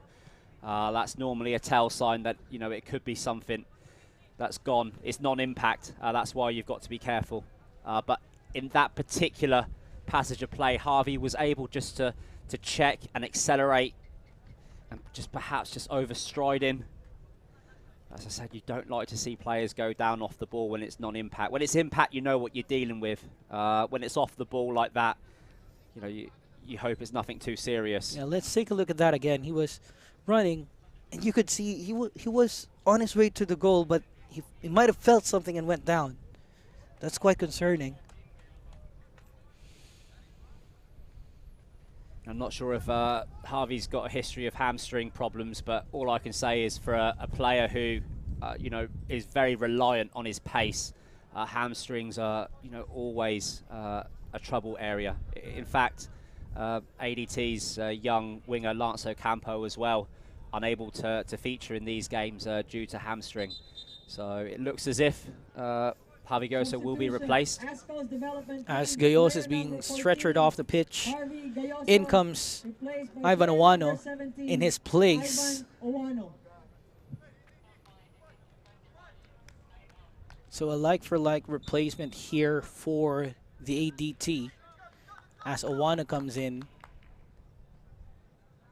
And again, with Gayoso going down, after he was able to receive some medical attention, we saw him taking off the captain's armband there. So we already know something is serious. Another change here, by the way, for ADT as Substitution for Azkals development. Vincent Parpan comes in for Dimitri Limbo. 9, Troy Limbo replaced by player number 24, Vincent Parpan. So with the player to watch for the ADT out, how will this play for them? They still have plenty of options. But let's see. Galiantes tries to go in. Regala challenging him there. Strong challenge. Kim clears it out. Abu C now with the ball. Kekkonen to chase. That'll go out for a throw-in. Yeah, and should this game go into extra time, and we're only 3 minutes from it, plus extra stoppage time, at least the players have been introduced now. They'll be able to warm up to the tempo of the game. Not having Harvey Gayoso leading the line for ADT. Just changes it with Wano there. A little bit less pace, a little bit more strength and creativity. Other players around him will have to step up just to give that little bit of pace in behind the lines. And I think the change, for Troy Limbo there is really just like for like. He's worked really, really hard, but the game is quite a high tempo now. Stallions are also pushing hard. They're pressing harder than they did in the first half. And here they go with that long ball. Pepito will collect it. So less than 3 minutes remaining here in the second half. Coach Ernie Lleras trying to change things up right now for Stallion Laguna FC. Tries to make the formation or even the tactics work for them, they know that the ADT has just lost their key man in Harvey Gayoso. But again, like what we said, there's still a lot of players who could step in and make a goal out of anything here in this game.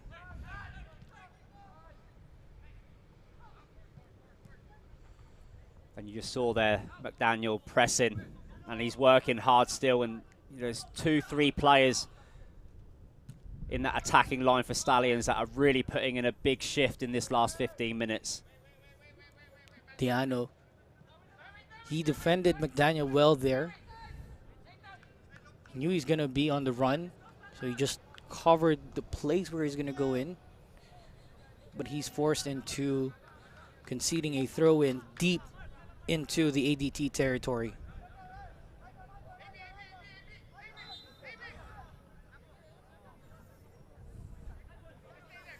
Regala takes it. C heads it back. Owano is there. Time for ADT to go into their paces. Parpan covered well by Bedia, and they won a throw-in. Parpan, first touches of the ball as he was introduced in replacement of Limbo. Regala to take this throw-in once again. A long one looking for C. McDaniel is behind him.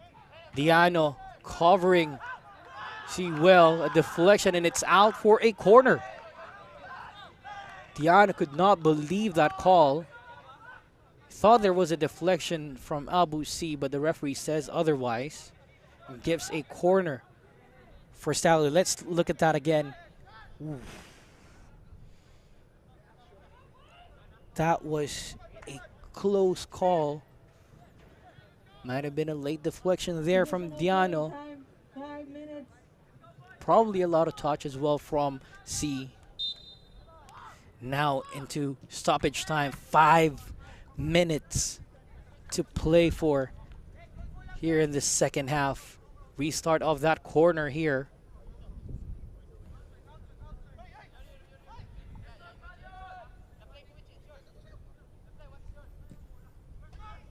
Corner. Owano clears it only as far as Bedia. Covered well by Rontini. They're going to take that out. Parpan to chase. And now it's counter-attack time for the ADT.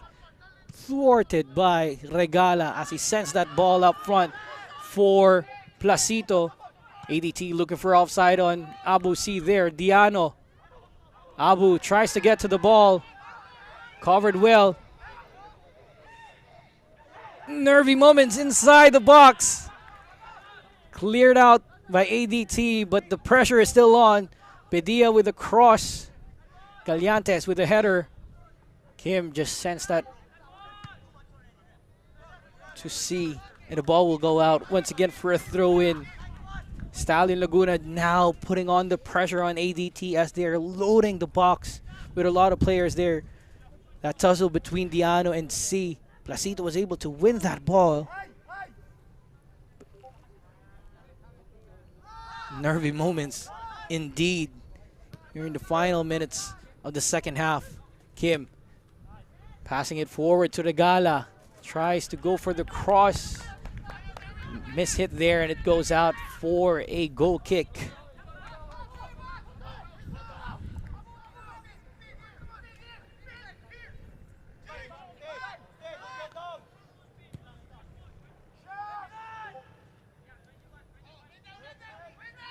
ADT opening things up right now. Shung. Placito is getting higher up the pitch. Bias down our right side. Great touch. Ooh, a deflection. And it's out for a corner. Probably a goal-saving clearance there from Silva. Yeah, and Placito, who was gambling, just trying to make a nuisance of himself in the box a couple of plays ago. Just caught in transition there. Bias looking bright late in this game and forcing, which would be the 10th or 11th corner here for ADT. Ball in the box. Gallantes into the box. Rontini tries to go for the header.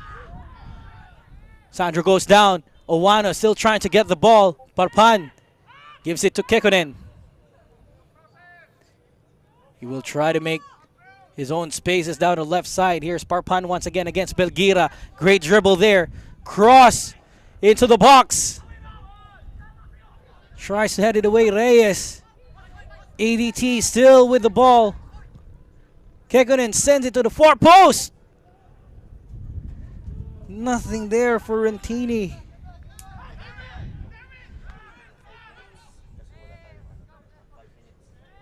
Five minutes of additional time or stoppage time, but we only have less than 2 minutes remaining now. Belgira. Foul against Chung. Coach Ernie Nieras now getting frustrated as they're getting flustered by the ADT side. They're being pressured so much at the back. They're having a hard time putting that ball away.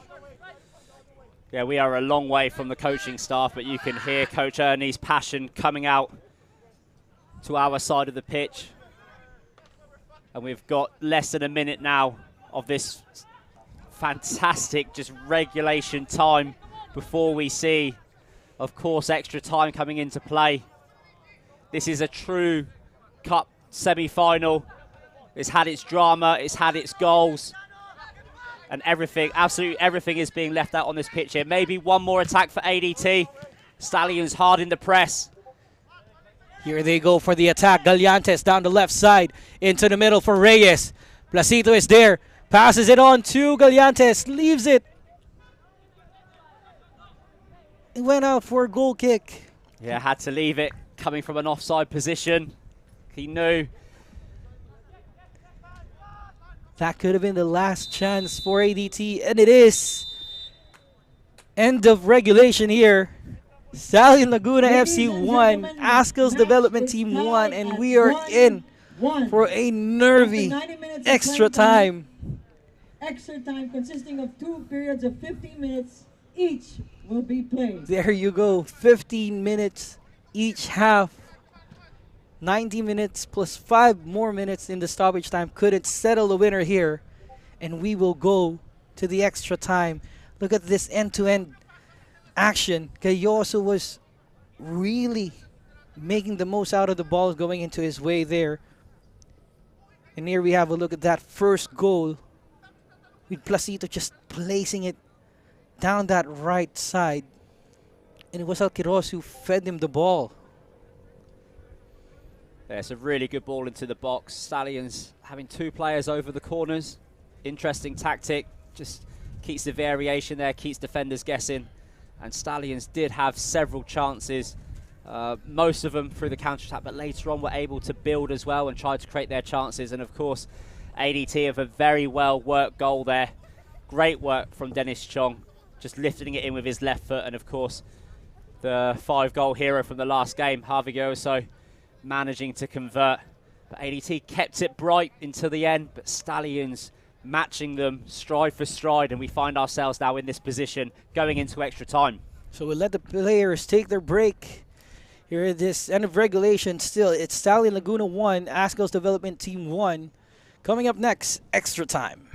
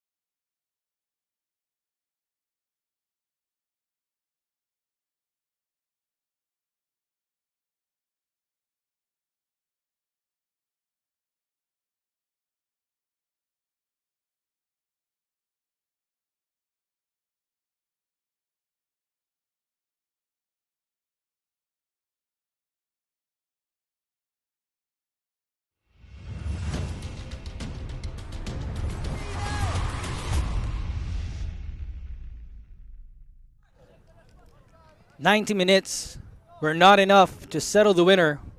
We go to extra time. Placito scoring first for Stallion Laguna FC. Then Harvey Gayoso leveling the match. And now we start here in extra time with Stallion Laguna. What a great game here in the semifinals of the 2021 Copa Paulino Alcantara. The team who wants it more will progress to the final. Yeah, sometimes you just got to go with the cliches, and really it is all about who wants it more now. ADT made 2 late changes, so they've got fresh legs on, and Stallion should already be adjusted into their playing formation. They made their changes a little bit earlier in that second half, so it's going to be a very, very exciting 2 sets of 15 minutes here. So we have ADT on the ball now. Again, they're getting themselves composed, trying to get the early breaks of the game here. BS now standing as a team captain for ADT. Xiong covered well. Reyes with the ball.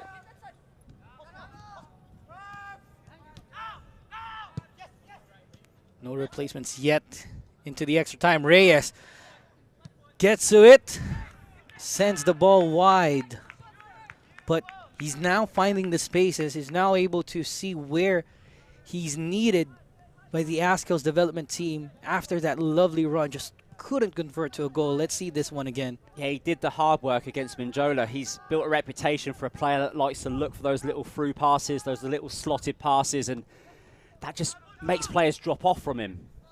Unfortunately for Sandro Reyes there, it's fallen onto his weaker foot and he's unable to hit the target. But I mean, it's a good start from ADT, but there will be mistakes. If this is your first time experiencing, following a team and it going into extra time, or whether you're just, a neutral football fan out there that follows, the PFL and the clubs involved, it is hard to play in extra time, especially when you know how much is to play for. So expect mistakes, expect it to be open, and expect opportunities. One mistake could mean elimination, as the Azkals development team prevented one there. A strong challenge down the right side, but the Stallion Laguna FC couldn't capitalize. And now ADT will have time to reset.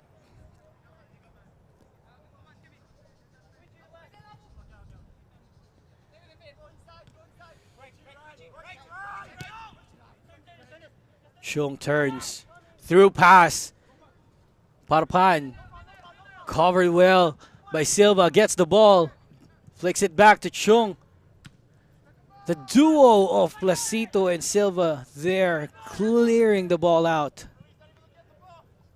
C using his body well there. Gets the ball to Alquiros.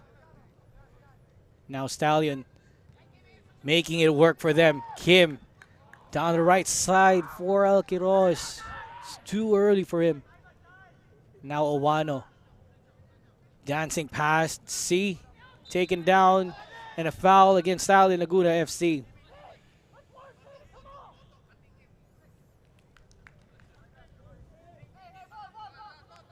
Two short halves of 15 minutes. Make a mistake or otherwise blink, and you'll find yourself trailing.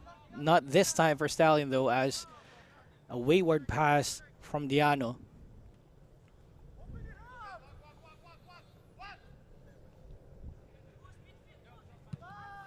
And I know people will also be watching. A lot of football fans are on the edge of their seats getting into this game. And, of course, we all know what happens if it does remain level after those 2 sets of 15 minutes. The dreaded penalty shootout. 5 players kicking from each side from 12 yards out. That's a real nail-biter. But we still have enough time to play for here. With the Azkals development team swinging the play from right to left. Galeantes trying to get past the defenders. Cleared out by Silva again. Whenever he's needed the most, he comes out and wins with those tackles. Yeah, the Stallions pairing at the back, Silva and Pasito, have been excellent again today, but they have been stretched at times. They've had to work a lot harder and cover a lot more ground than they did against Cebu, keeping ADT to that one solo goal so far. And of course, they will not want to be caught on the counter-attack. They're going to try to keep it tight, slow down ADT, and pick their moments. Diano, lovely pass there to Wano. Just covered well again by Silva. Gallantes, quick 1-2 with Parpan. Swings it in. Deflection out for a corner for the ADT. And very animated there, Silva at the back. Wasn't happy that ADT were just able to open them up there with that very sharp little set off and then played it through. Good running off the ball as well, good timing. And it really is now a game of experience for Stallions. They will be waiting for their moment. They've got to defend this corner first. It's deep again. Rantini headed in, cleared out. Kekkonen already produced a goal from that corner, but they will have to wait. A mistake! McDaniel free on the counter-attack. 1-on-1 against Camarad. Sends it wide. A chance of a lifetime for McDaniel, but Camarad was able to get his fingertips to it. Well, we're a young league here. This cup only going into its,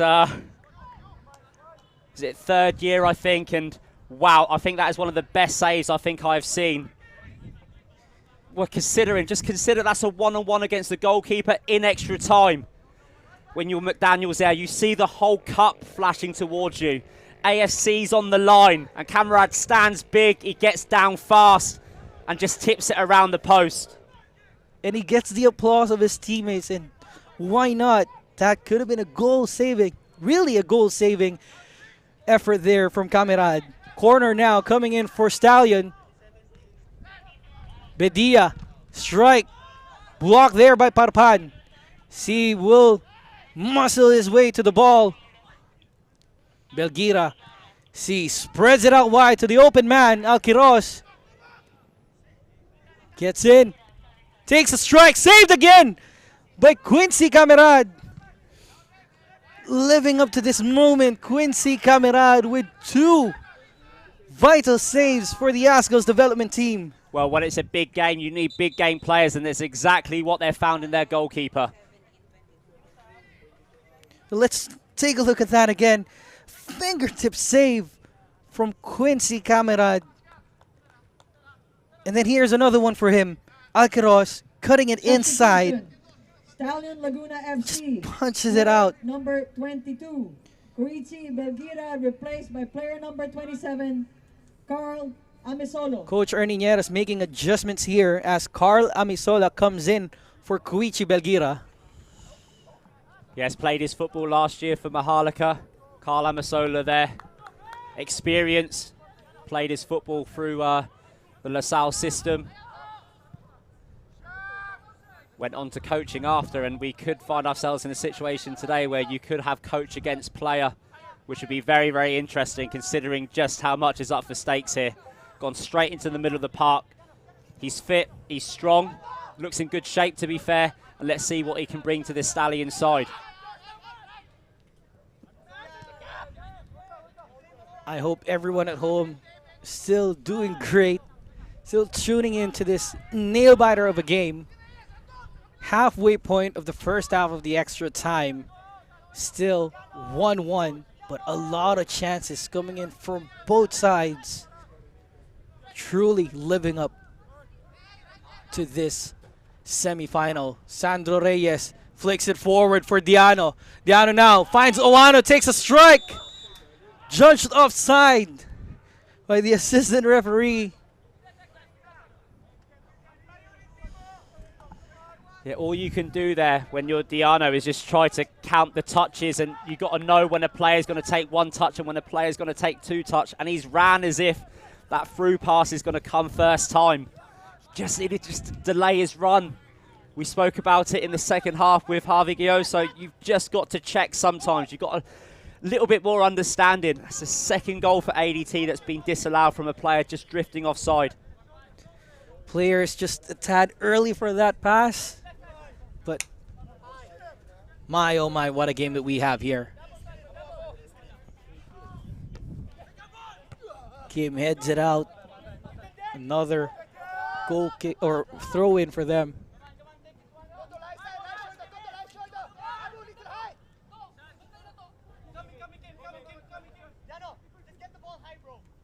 Team captain Nathan Alquiros just commanding everyone here to just keep on going, just keep on pressuring the Azkals development team, and soon they might score a goal.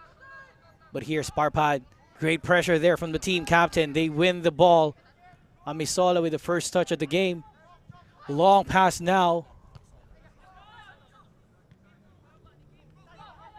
Now counter-attack for ADT. Placido once again preventing that attack from the boys in white. McDaniel exchanges with Nieras. Kekunen. Shown once again on the ball. Covered by Nieras.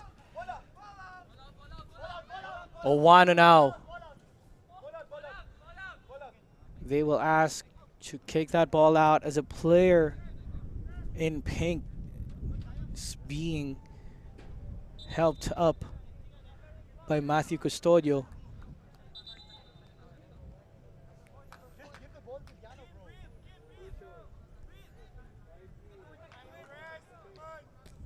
Stoppage of play means change for the Azkals development team as Forosuelo comes in for Matthew Custodio. And even on his way out, giving instructions to his teammates, making sure that even if he leaves the pitch, so making sure they are in check. Player number 4, Matthew Custodio, replaced by player number 5, Pete Forosuelo.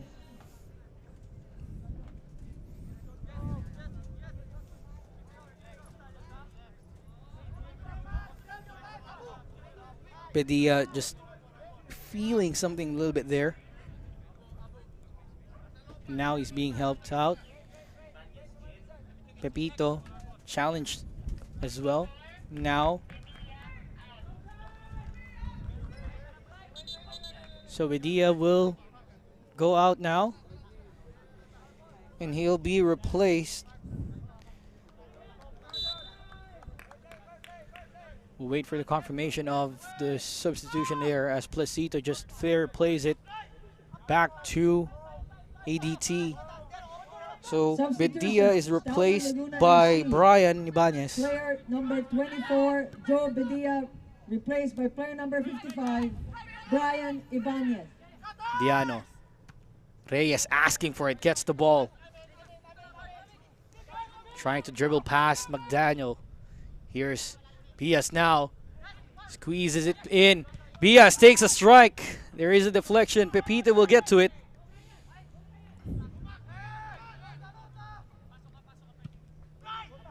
And now, long pass here. Rontini clears it. Nieras almost making a mistake. Owano pressuring him. Kim. He'll take some time with the ball.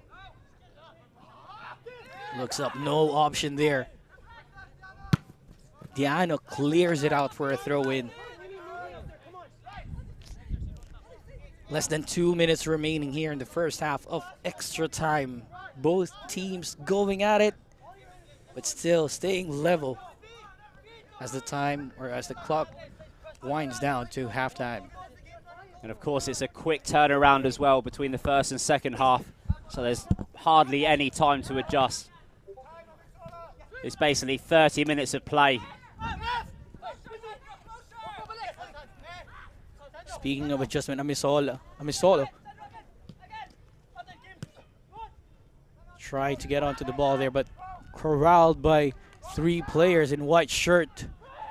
A little bit of miscommunication here for ADT. Will Stallion make them pay? Passes it to Alquiros. Sends it wide, but the pressure from Camera there to force Alquiros in making that mistake. Two mistakes from both teams. First, the miscommunication of the Azkals development team. Let's see this one again. And Nathan Alcantara is one of the players you would want the ball to fall to. He's been having a great game, but fantastic angles again from the goalkeeper. And of course, there are tired legs. There will be mistakes. There's just 1 extra minute to be added in this first half of extra time. One final chance for the ADT to bring them ahead of Stallion Laguna FC before the second half of extra time.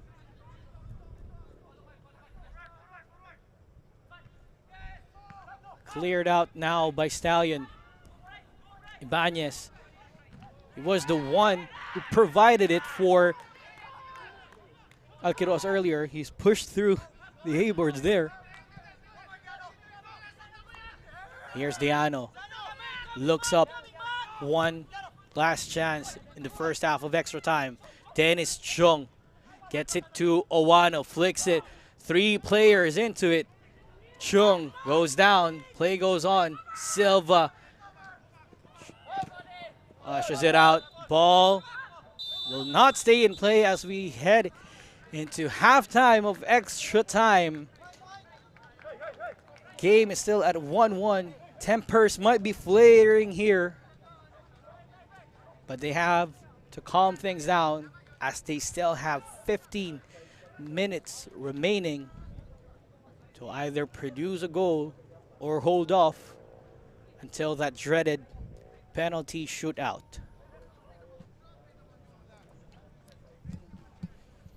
Quick break here, and we'll be back for the second half of the extra time.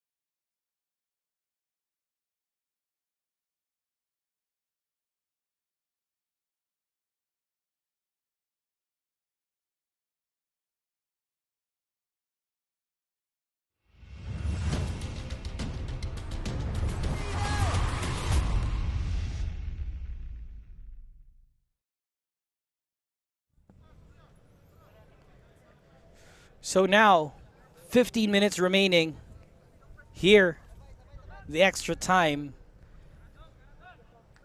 And we hope that you're still tuning in. Substitution for Stallion Changes Laguna FC. for Stallion Player number 27, Laguna Carl FC. Amisola, replaced by player number 4, Reynald Villarreal. Reynald Villarreal, the mainstay of Stallion Laguna, comes in replacement of another substitute, Carl Amisola.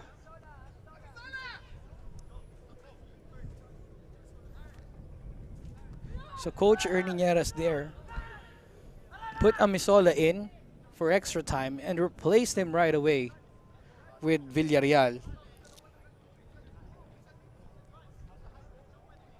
And now ADT will play this one in for the second half of extra time. There you see on the screen Coach Ernie Nieras infusing Villarreal, one of his mainstays here, as we start this second half of extra time. Well, you can train and you can train and you can train, but nothing can really prepare you physically and mentally for what comes in this phase of extra time. It's an extra 15 minutes. Players have got to dig deep.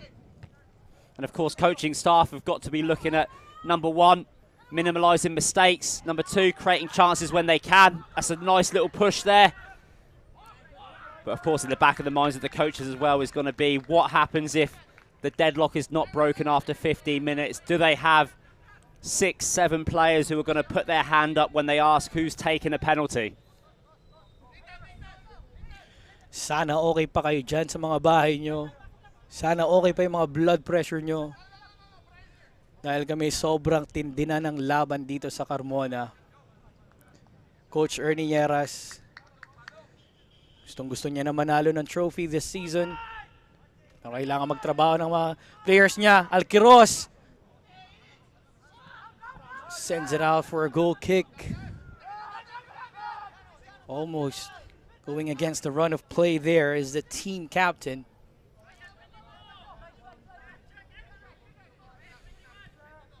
Will their hunger for the trophy be enough? Yes, and it's the experienced players of Stallions that have really kept the team together, kept their shape well, been efficient. And ADT have stuck with the game plan, kept the ball on the floor, kept it moving, and just been trying to build up into that little high rotation and find those little combinations high up the pitch. At the moment, both sets of coaching staff have done their job, got their players this far. And now it's all going to come down really to how much the players want it. You could see the Azkals development team just wouldn't want to be caught off the break by Stallion Laguna FC by organizing their defense. And now they're going to spread that ball out wide, finding Aliantes again, who doesn't seem to look like played more than 19 minutes already. Looks like he's still fresh, still wants to get to the ball. Well, I know I've got boys who are watching, and I push the boys that I work with really hard, and I know what a lot of the ADT players are capable of doing in the bleep test. Some of them are running 16s, 17s, going 18s. So they're going to be fit, but it's going to come down to game efficiency as well. And Stallions, led by players like Silva, have been very, very efficient. They haven't had to put too much work in terms of, you know, running doggies up and down. So it's, as we said from the start of the game, it's contrasting styles, but that's what makes football so exciting. What vision there from Rantini to send the ball forward to Bias. Only for Chung not to make the most out of it. Here they go again. Placito just muscling his way through Uwano, preventing him to get onto that ball.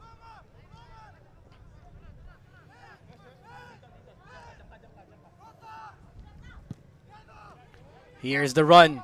Rondini intercepts. Kekkonen starts the counter-attack for ADT. Ibanez is a great option off the bench for Stallions. He's quick. So is Gallantes, who's running down the left side again, crossing the ball, deflected out for another corner for the ADT.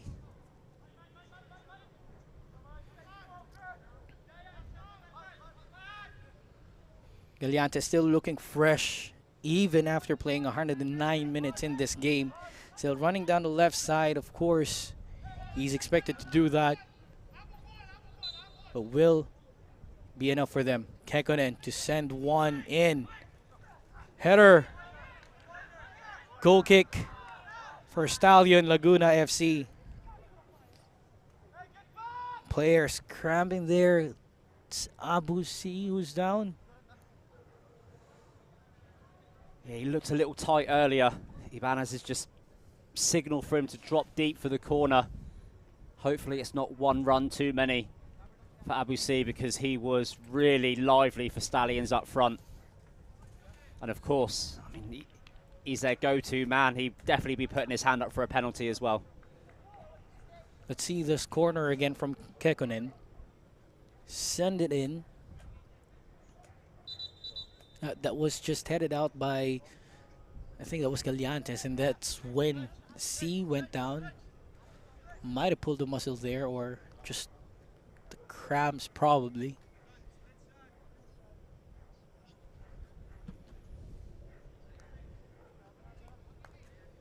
So they're gonna have to make sure that C gets the attention that he needs, because like what you said, he's gonna raise his arms up for that penalty shootout. Looking at Coach Giovanni Villagracia, has already made the adjustments for the ADT, but still that one lingering question on how they will score a goal.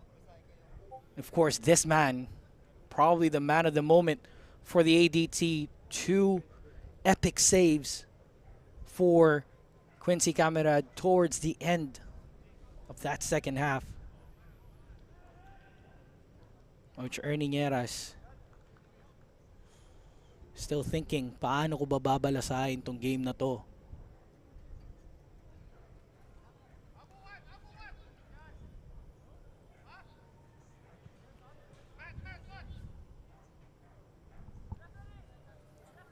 So Abu C's gonna be taken off the pitch.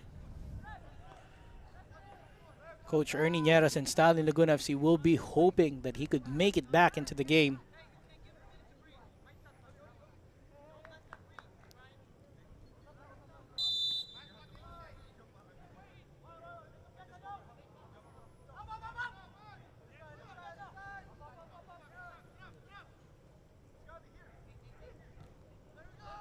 So here we go again. Silva being pressured right away by Wano. Regala. Looking for McDaniel. Defended well by ADT. 8 minutes remaining. The second half of extra time before we go to the dreaded penalty shootout. Both teams doing really well in preventing either side to score a goal. Placito clearing it out.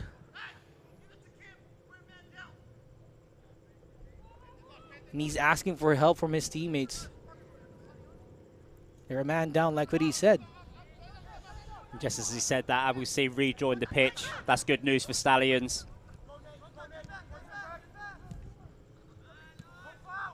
Reyes in a tussle against Villarreal. Alquiros sends it forward for Ibanez to chase. Still on the ball is Ibanez. Rontini. C. Challenge there on Rontini. C still gets the ball. McDaniel sends it forward for Ibanez. And they're going to leave that for Camarad. And the pass there to Sandro Reyes was just too square. You can't do that at this level. Defenders are sharp on their toes. They can just step in front of the receiver. And ADT really let off there. Sometimes when you're making the decisions, you're tired. That's a fantastic pass forwards, but just can't find Wano. Just unfortunate there. The run wasn't enough for Wano. It's just going straight. But now here's Stallion Laguna with Villarreal challenged. And now ADT wins the ball. Couple of mistakes, finds Regala there, sends it forward to Abu C. Incisive pass to Ibanez. Here's Alquiros. Is he on a free? No, he's not. Caught by the offside flag. And that was another close one. But the ADT back three without Matthew Custodio, who went off, perhaps feeling a little bit of cramps. Just not quite as confident, pushing up early. They're caught on the back foot. And Nathan Alquiros there just offside. ADT now with the ball. Chong flicks it over. Here's Chong once again. Covered by Placito. Great coverage there from Placito to allow Pepito to get to the ball. Again, that huge figure of Placito coming into play for them, making sure that they don't get a goal here.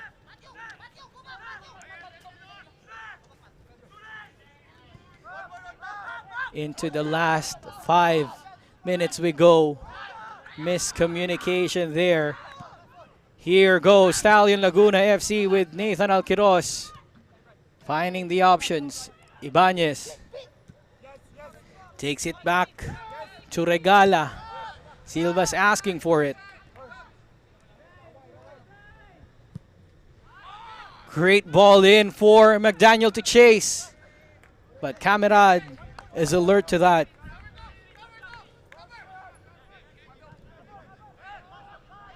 Owano sends it forward to Chung. Gives it over to Bias. He has the time, he has the options. Sends it in, headed by Gallantes, and he scored! 2-1 for the Azkals development team. What a lovely run from Bias, and he finds Gallantes there. Yeah, BS has had quite a quiet first half, I would say. But in the second half, he was starting to feel it a little bit more. Player number What 11. a lovely play from the Azkals development team. Gallantes. As Oliver Bias finds the other winger in Eric Gallantes. Let's take a look at that again. Bias sends it in. It's past to Wano, and he scores. Yeah, we were talking about it as well, that Bias has got to receive the ball higher. And Dennis Chong had been able to create that little overload. Coach Oniñeras had tried to deal with it by switching out personnel. But the main thing that we picked up on, we didn't talk about it earlier, is that every time the ball was on the right-hand side, that Gallantes was getting himself in the box, and the small man, he was unmarked, may not be an aerial threat on books, but in reality, he was at the right place, and he's tucked it in, and now we're going to have a very, very exciting last 3 or 4 minutes here. All-out attack now for Stallion Laguna, but Kim is called for a foul and a yellow card there. Replacement as well for the Azkals development team as Dennis Chung goes out. He's going to be replaced by Borlongan. So nervy 3 minutes plus stoppage time here. Could that goal from Eric Gallantes decide this game? Another replacement for Stallion Laguna FC. Team captain Nathan Alquiros will be replaced by James Hall.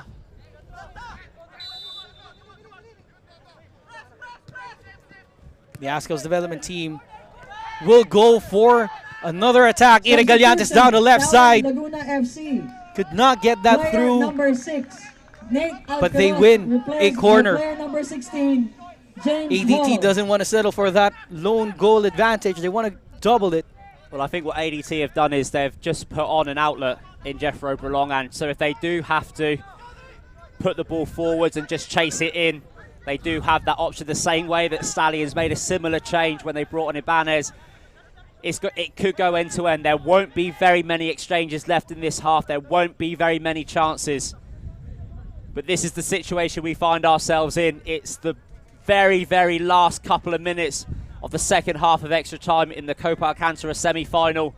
It's been a fantastic game, and ADT have found themselves 2-1 up through Gallantes, and they're just going to try to run down the clock in the corner a little bit.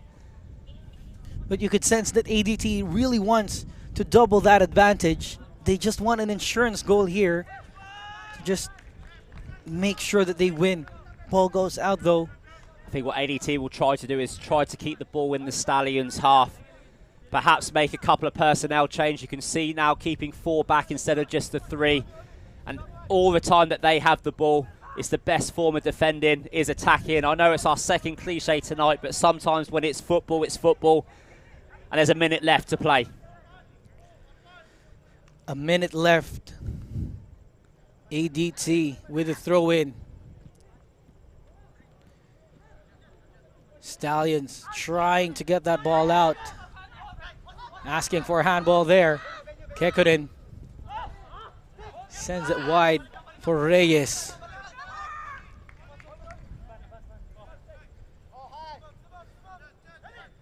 Stallion Laguna FC sending every man that they can up front.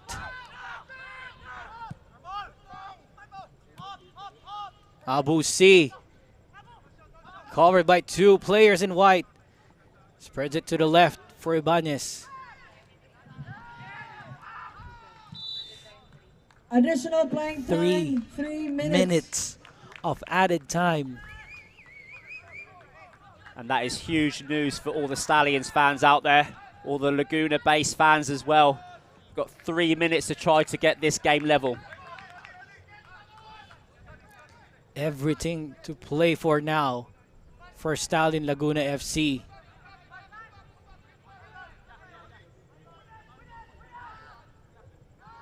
Juano tries to head it forward. Placito now on the ball.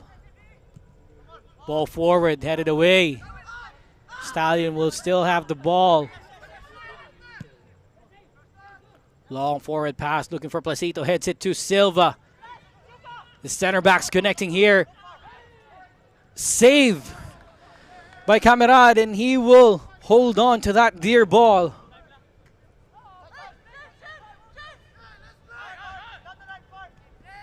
An ADT now. Will they try to go for the counter? Great coverage there by Hall. Sends it wide. Intercepted, but they'll try to stay with the ball. Not for long, though. Here's Reyes. Looking for options. Borlongan. Still with the chase. Tries to send it in. The ball is already going out for a corner. Well, that's what we're talking about when we say outlets. We're proud to have been a small part of this young man's development, and he's quick.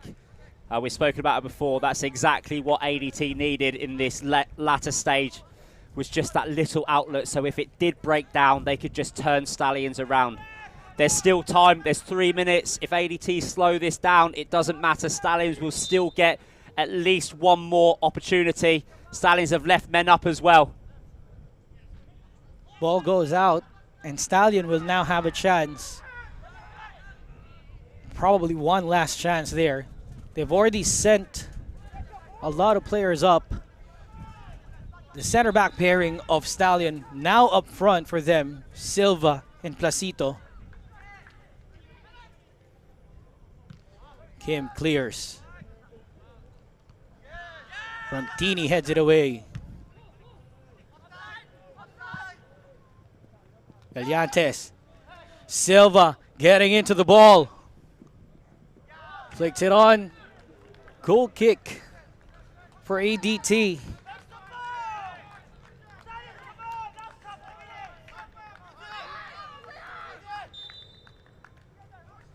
Final moments here. Camerad asking every white shirt to go up. And referee Steve Supresencia calls time as the Azkals development team won it late. 2-1 thanks to the header of number 11, Eric Gallantes. Despair for Stallion, joy for the ADT as they progress into the final of the 2021 Copa Paulino Alcantara. What a game of football. And I do feel for Stallions, they played a massive part in this game. It's ended up 2-1, but it was a game of contrasting styles. It was a game which went end to end. It was a game about possession. But of course, the all-important stat is that Gallantes got on the end of that cross at the end of the game and put ADT 2-1 up and into the finals. They will wait to see who they play against, but wow, what a game of football.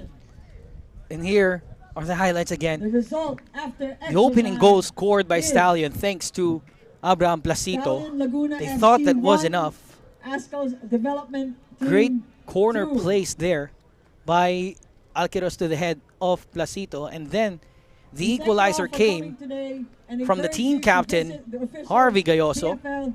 Website for more might have went details on out the Copa late into the game, Paulino Alcantara. but that contribution is Those enough who are not on the playing pitch, we to kindly put them back remind into the you game. to wear your face And here, mask that and decisive maintain goal, physical distances Gallantes at all times. just See you waited for and that good night. opportunity to come. And boy, he did not make a mess out of it. Well, for a team that keeps the ball on the floor, moves it around so well, they finished this game scoring 2 headers off 2 very good passages of play. Of course, Stallions will feel hard done by. They definitely worked hard, exactly what we'd expect. And now it's set up another fantastic semi-final. Kaya against Cebu. Wow. This is the teams that they're going to be looking at in terms of who they will face in the final, as the next game will be Kaya FC Iloilo going up against Cebu FC. But in the meantime, the Azkals development team progressed to the final with 2-1 against Stallion Laguna.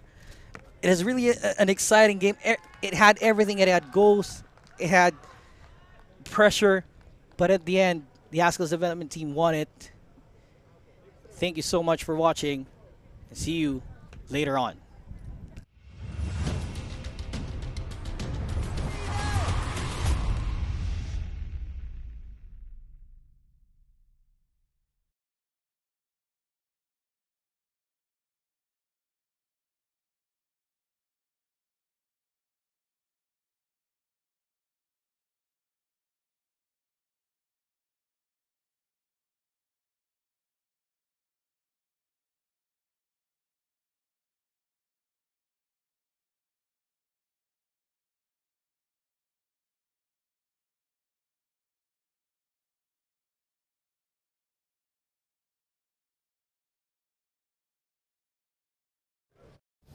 Okay na.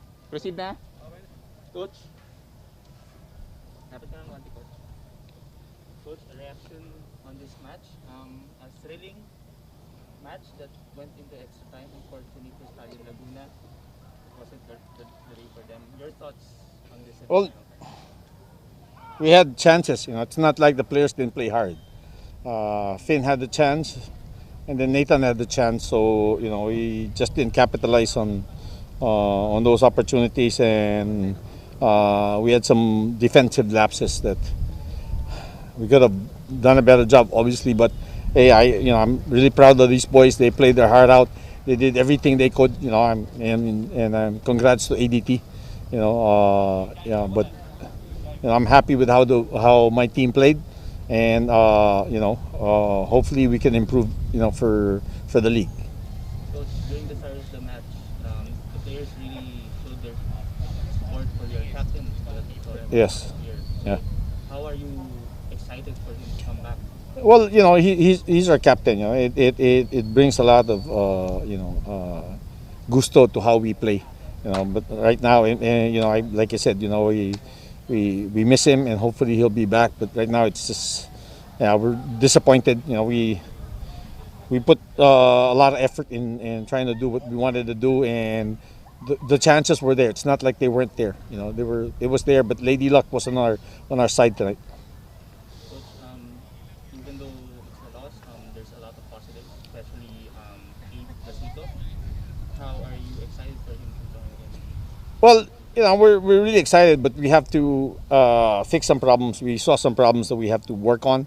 And one of the things that was difficult for us is we had a lot of injuries just because of how short the preseason was, and it kind of showed, but still, like I said, it's not like, these guys didn't work hard. They really played hard, and did everything they could. But like I said, we a little bit unlucky there in our finishing. Had we done so, maybe the result would have been different. But like I said, good luck to ADT and whoever will be winning the next match in the finals. Okay, thank you.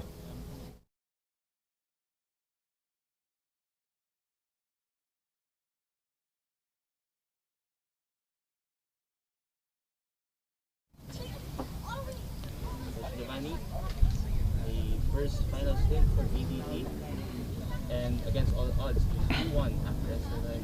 Your thoughts on this memorable victory for your team? First of all, big respect to Stallion. They really push us to the limit. So before the match, actually, when I talk to the boys, we have to expect this kind of game. So a very tough game. So that shows that kaya pala namin makipagsabayan in this level.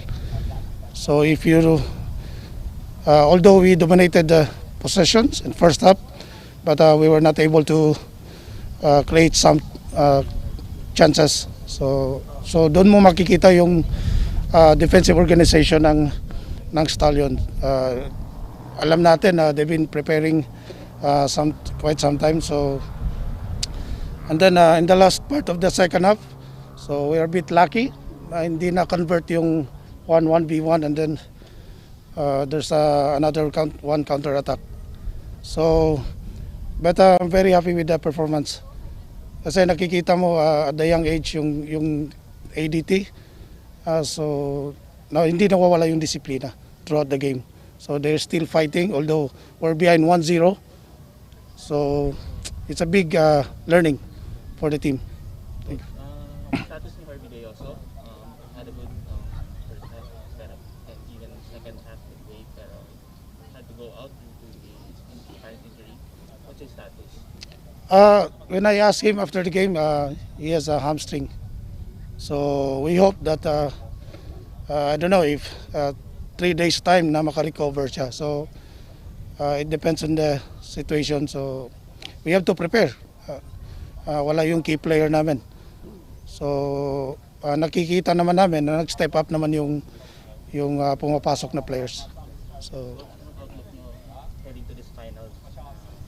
Kayo na yung first team's final tapos mamaya maglalapit yung Kaya at Cebu for the second. of course we have to expect the same level, the same kind of game because if you analyze Cebu versus Stallion just 1-0 and then we are playing now we play against Stallion just very close yung score. So and we already played against Kaya, alam naman natin yung capacity ng Kaya, so we have to prepare since andito na kami, so wala nang choice but to play as kung hanggang saan namin makaya.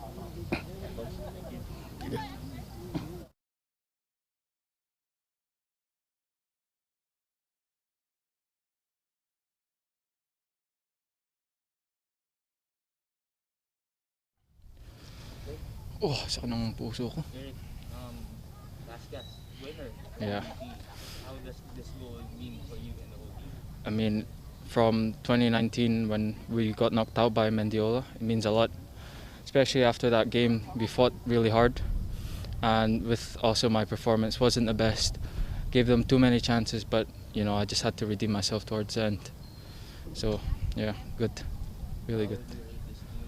How they were able to rise up to the occasion, Yeah. falling behind early in Yeah. the second half, equalizing, eventually getting the winning goal. I mean, we were always in the game. Even though we were 1-0 down, we still fought hard. We still knew that we can get back to it and get back into it. Harvey, after his injury, we had more motivation to win the game, and we did. Your thoughts on Quincy? Made some key saves Yeah. for ADT, Yeah. especially in extra time. Yeah, that's why I was saying, like, towards the end and some of my mistakes, Quincy saved me, and you always want someone there to take care of the team, and he's always there for us. So thankful for him. Very solid. With Harvey doubtful for the final, so how are you looking forward to that challenge being given? Even off the field, Harvey's still there. On the pitch, he's another person, but off the pitch, he still supports his team. I mean, it'll be difficult. We know that he's the captain of the team on the pitch, but also off the pitch, we know that we could support him, we could fight for him, and he knows that. Thank you.